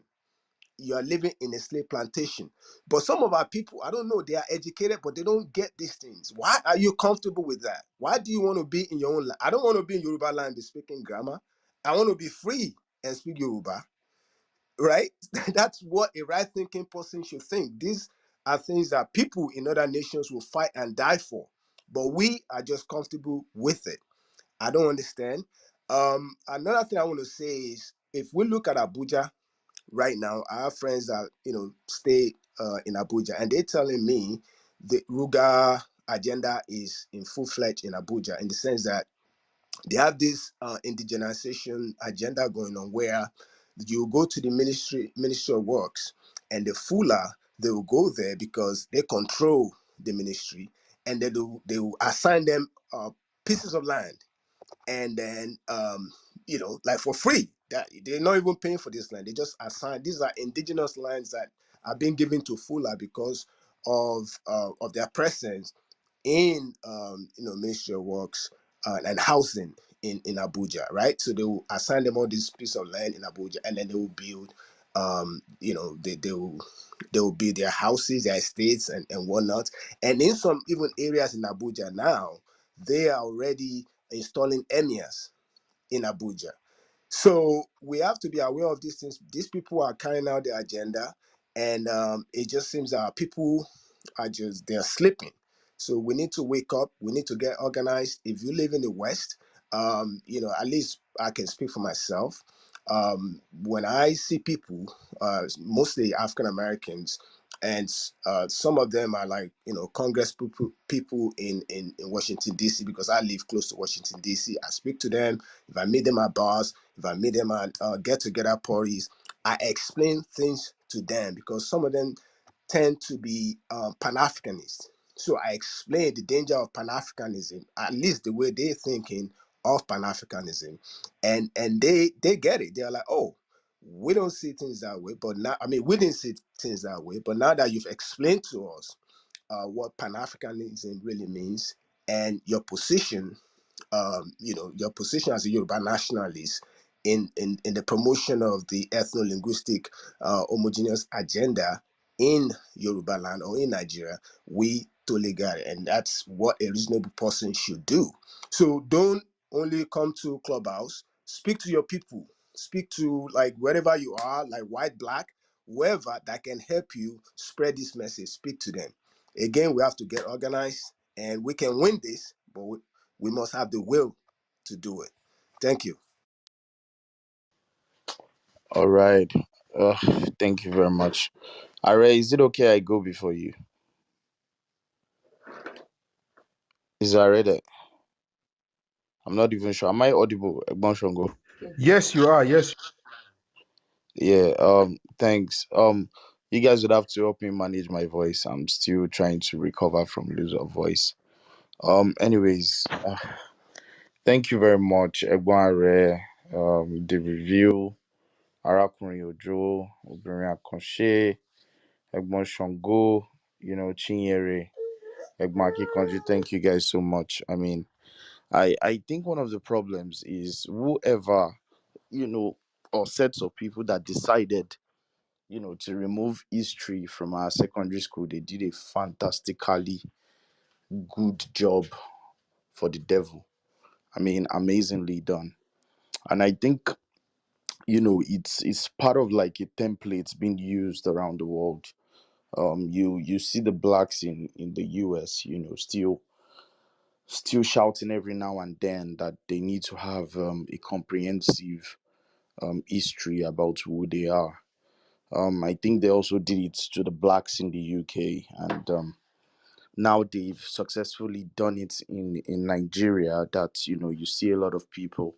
I mean, Egbon Ujo, you're lucky that you're just coming to Clubhouse. Actually, like if you've been here for about 6 months, Egbon, sometimes you will just go out. After 2 hours, you still go the vex. You still be very pissed off. Even sometimes it will last for 24 hours. Just because you can't comprehend a lot of things. We've been on this app where somebody said, of what use, is the fact that he needs to teach his kids Yoruba language. A lot of people have said it on this app. It tells you how deep all of this is. I think just like one of our people used to say, on this app, he says, tell me a developed country in the world, that educates their kids in a foreign language. I think Professor Sophie Oluwole, also said it, that maybe the problem of us as Nigerians is that we really don't understand what education actually means. There's a lot of things we have a misplaced priority. We actually don't even understand who we are. And when we talk about all of this comprehensively, a lot of people still don't get it, which is really sad. I mean, I think the biggest thing for me is, which I would never forget in my life, is the fact that this is the second time in the history of Nigeria that the Yorubas will be sitting down on their own, and the Fulanis will be invading our privacy. This is the second time, if I'm correct. I'm not sure if it's been more than two. Egbon Ojo, at least you would know a little bit better. Is this the second time or the third time?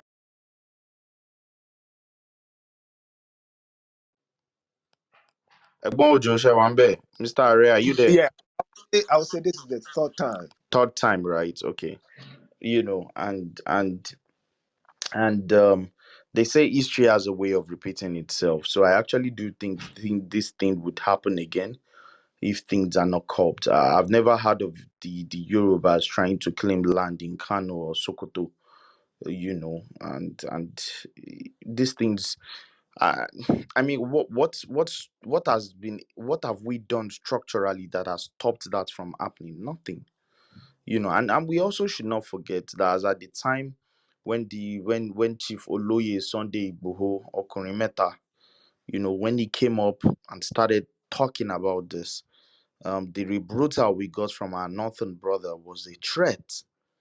That if you don't let us continue to kill you, we will stop food blockage, and they actually did for a couple of days. So this is and the Yorubas have a wonderful saying, where they say "Tí ojú bá fara balẹ̀ dáadáa, á rímú." By the time you calm down, you connect the dots. These things are not so easy to pile together. When you look at the people who we say are the elites of Nigeria, they are so okay with claiming one Nigeria. But guess what? A week, a week before Yugoslavia went into flames, guess what? The elites of Yugoslavia were still shouting one Yugoslavia. A week before USSR went into chaos, they were saying USSR would continue. So we need to be aware of these narratives. Osinbanjo or Tinubu or whoever is coming into power does not solve the 2023. 2023 does not solve our problem. It doesn't. And the earlier we know all of this, the better we can have some peace of mind and understand who we are. I think it was just like what Arakunrin Dele Ogun said yesterday. It was like, if your identity wasn't significant, how come the people of the United Kingdom still say, hey, I am British, hey, I am Scottish, hey, I am Welsh? If it wasn't so important for us to think identity first. So what I'm just going to encourage us is, keep learning. It's the holiday season. Grab a popcorn with your kids. Go to Netflix. There's the story of an African colony. Go watch it.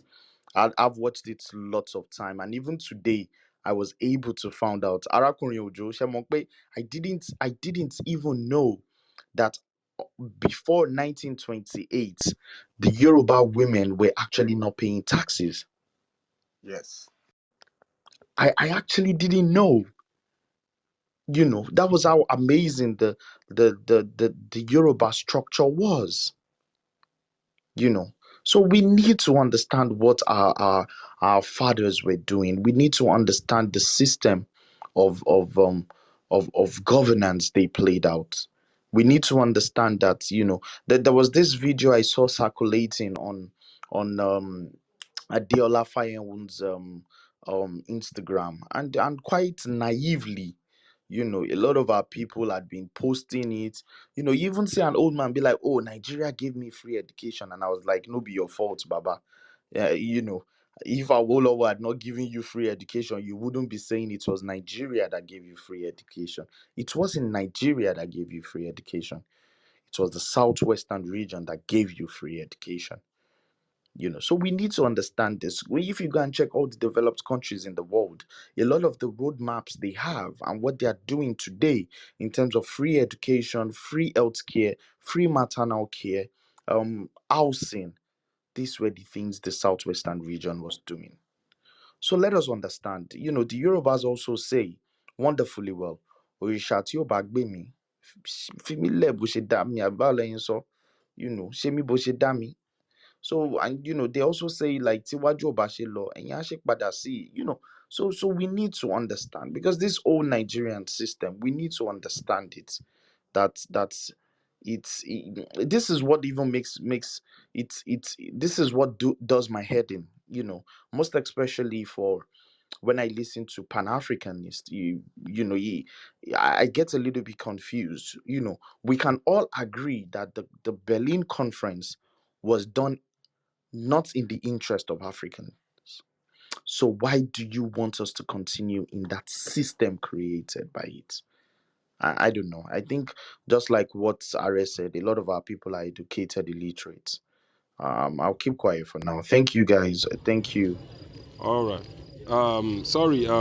Sinagada said he has a question. Is he still there? Yeah, yeah, Okay. Yeah. Please go on. yeah. Thank you for giving me another chance. Um, I think there are many of us. I mean, many nations in Africa fighting for independence in one form or another. But we really don't have a common platform where we could come together and share our experiences when the people, the thugs that are oppressing us, have got all the luxurious platforms, including the one that is called the African Union. So I was wondering if there is, if I think somebody's got to start it somewhere.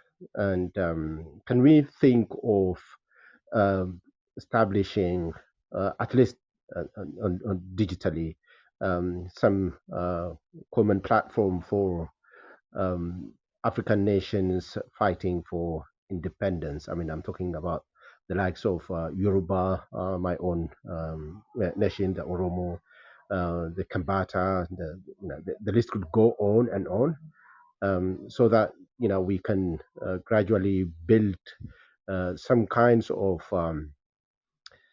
unity among ourselves, and where we can show solidarity to one another, and yeah, take it from there really.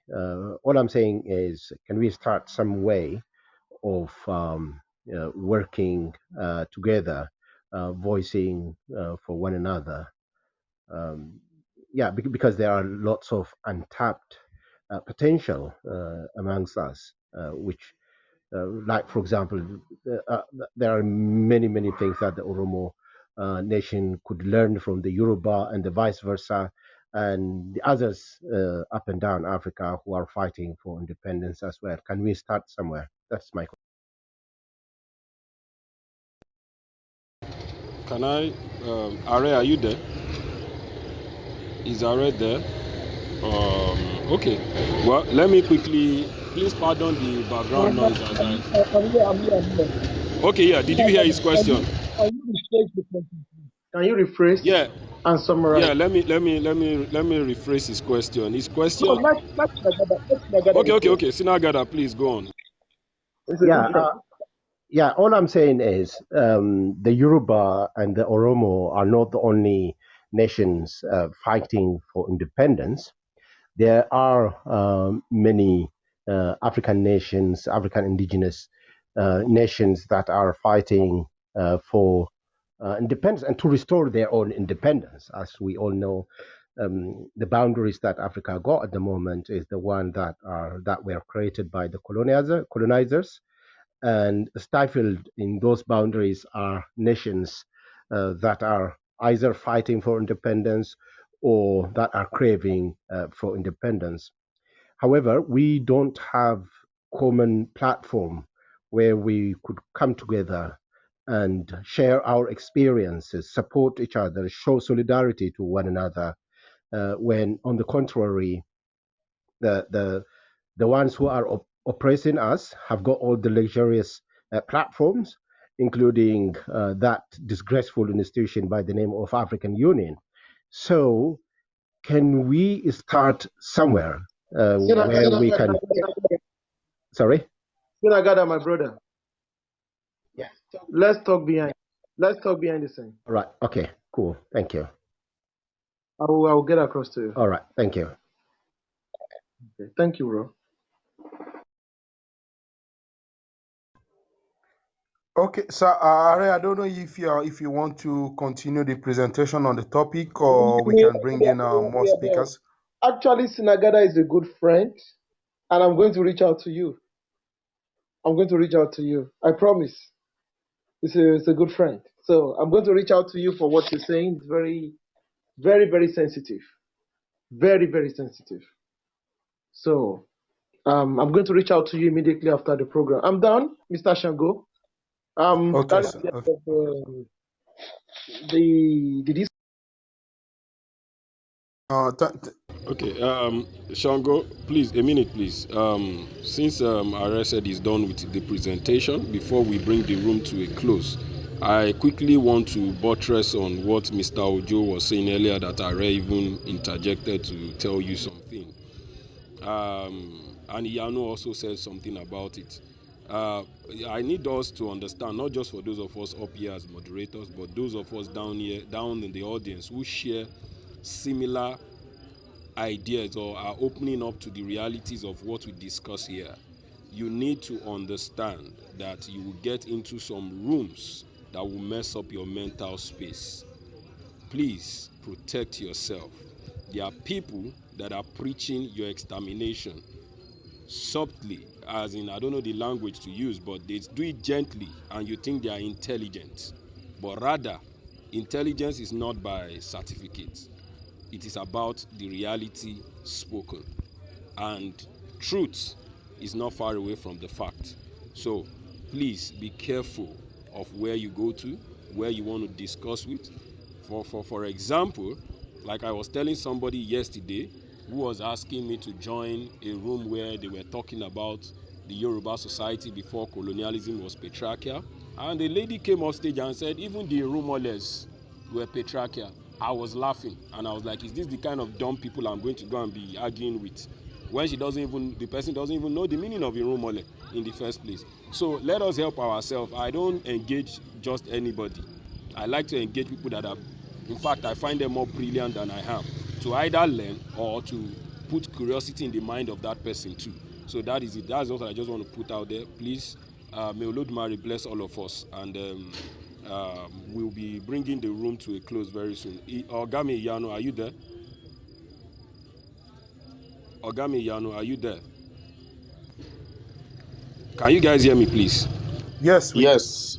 Okay, please. I wanted to be sure if you have the Yoruba anthem so that we can play it and bring the room to a close.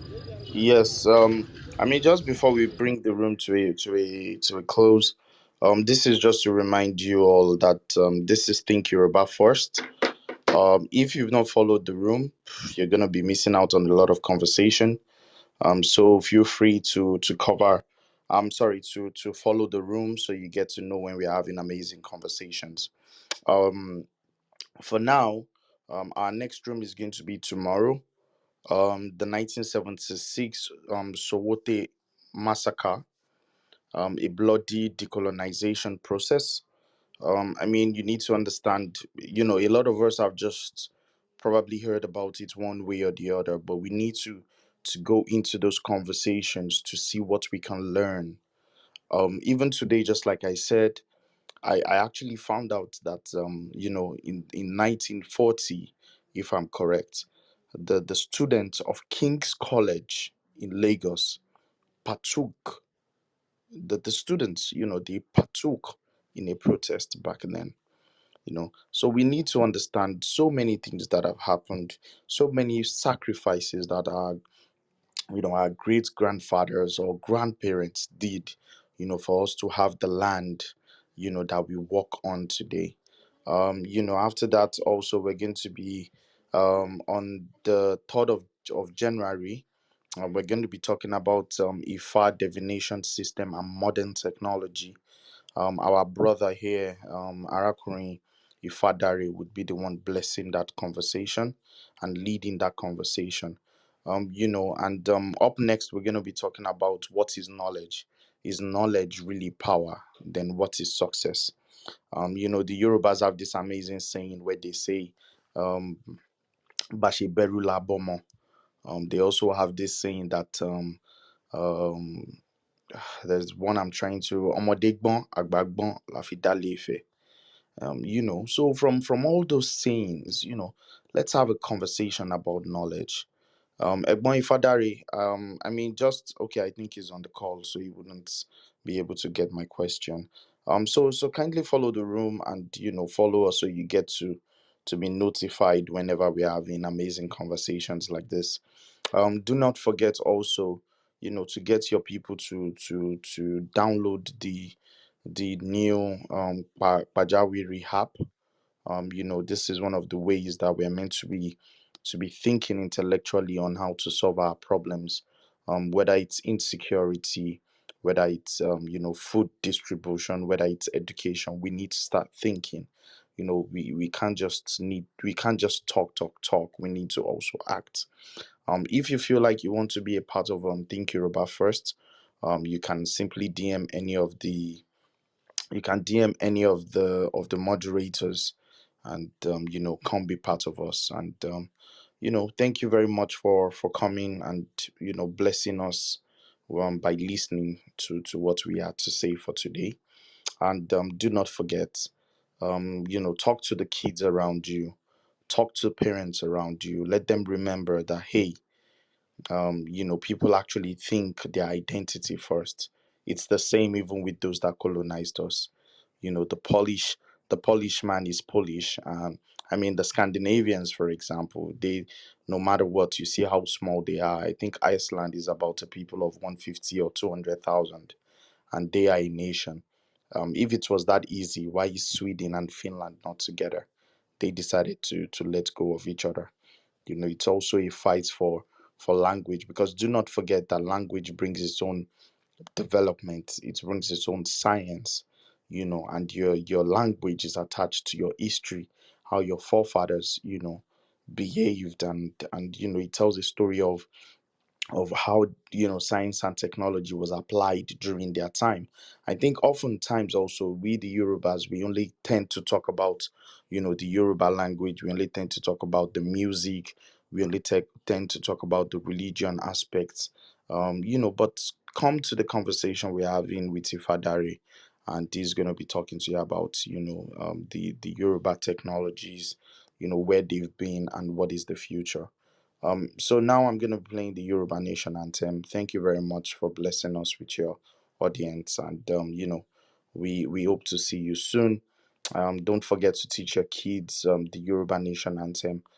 Don't forget to give your children the wonderful Yoruba names. I've never seen an Arab with a Yoruba name. I've never seen an Englishman with a Yoruba name. And these are one of the things that identify us. It's compulsory for you to make sure your kids learn their mother tongue, because hey, there is no developed country apart from that. There is nobody in this world who doesn't transfer the language, the culture, to their kids. So thank you very much.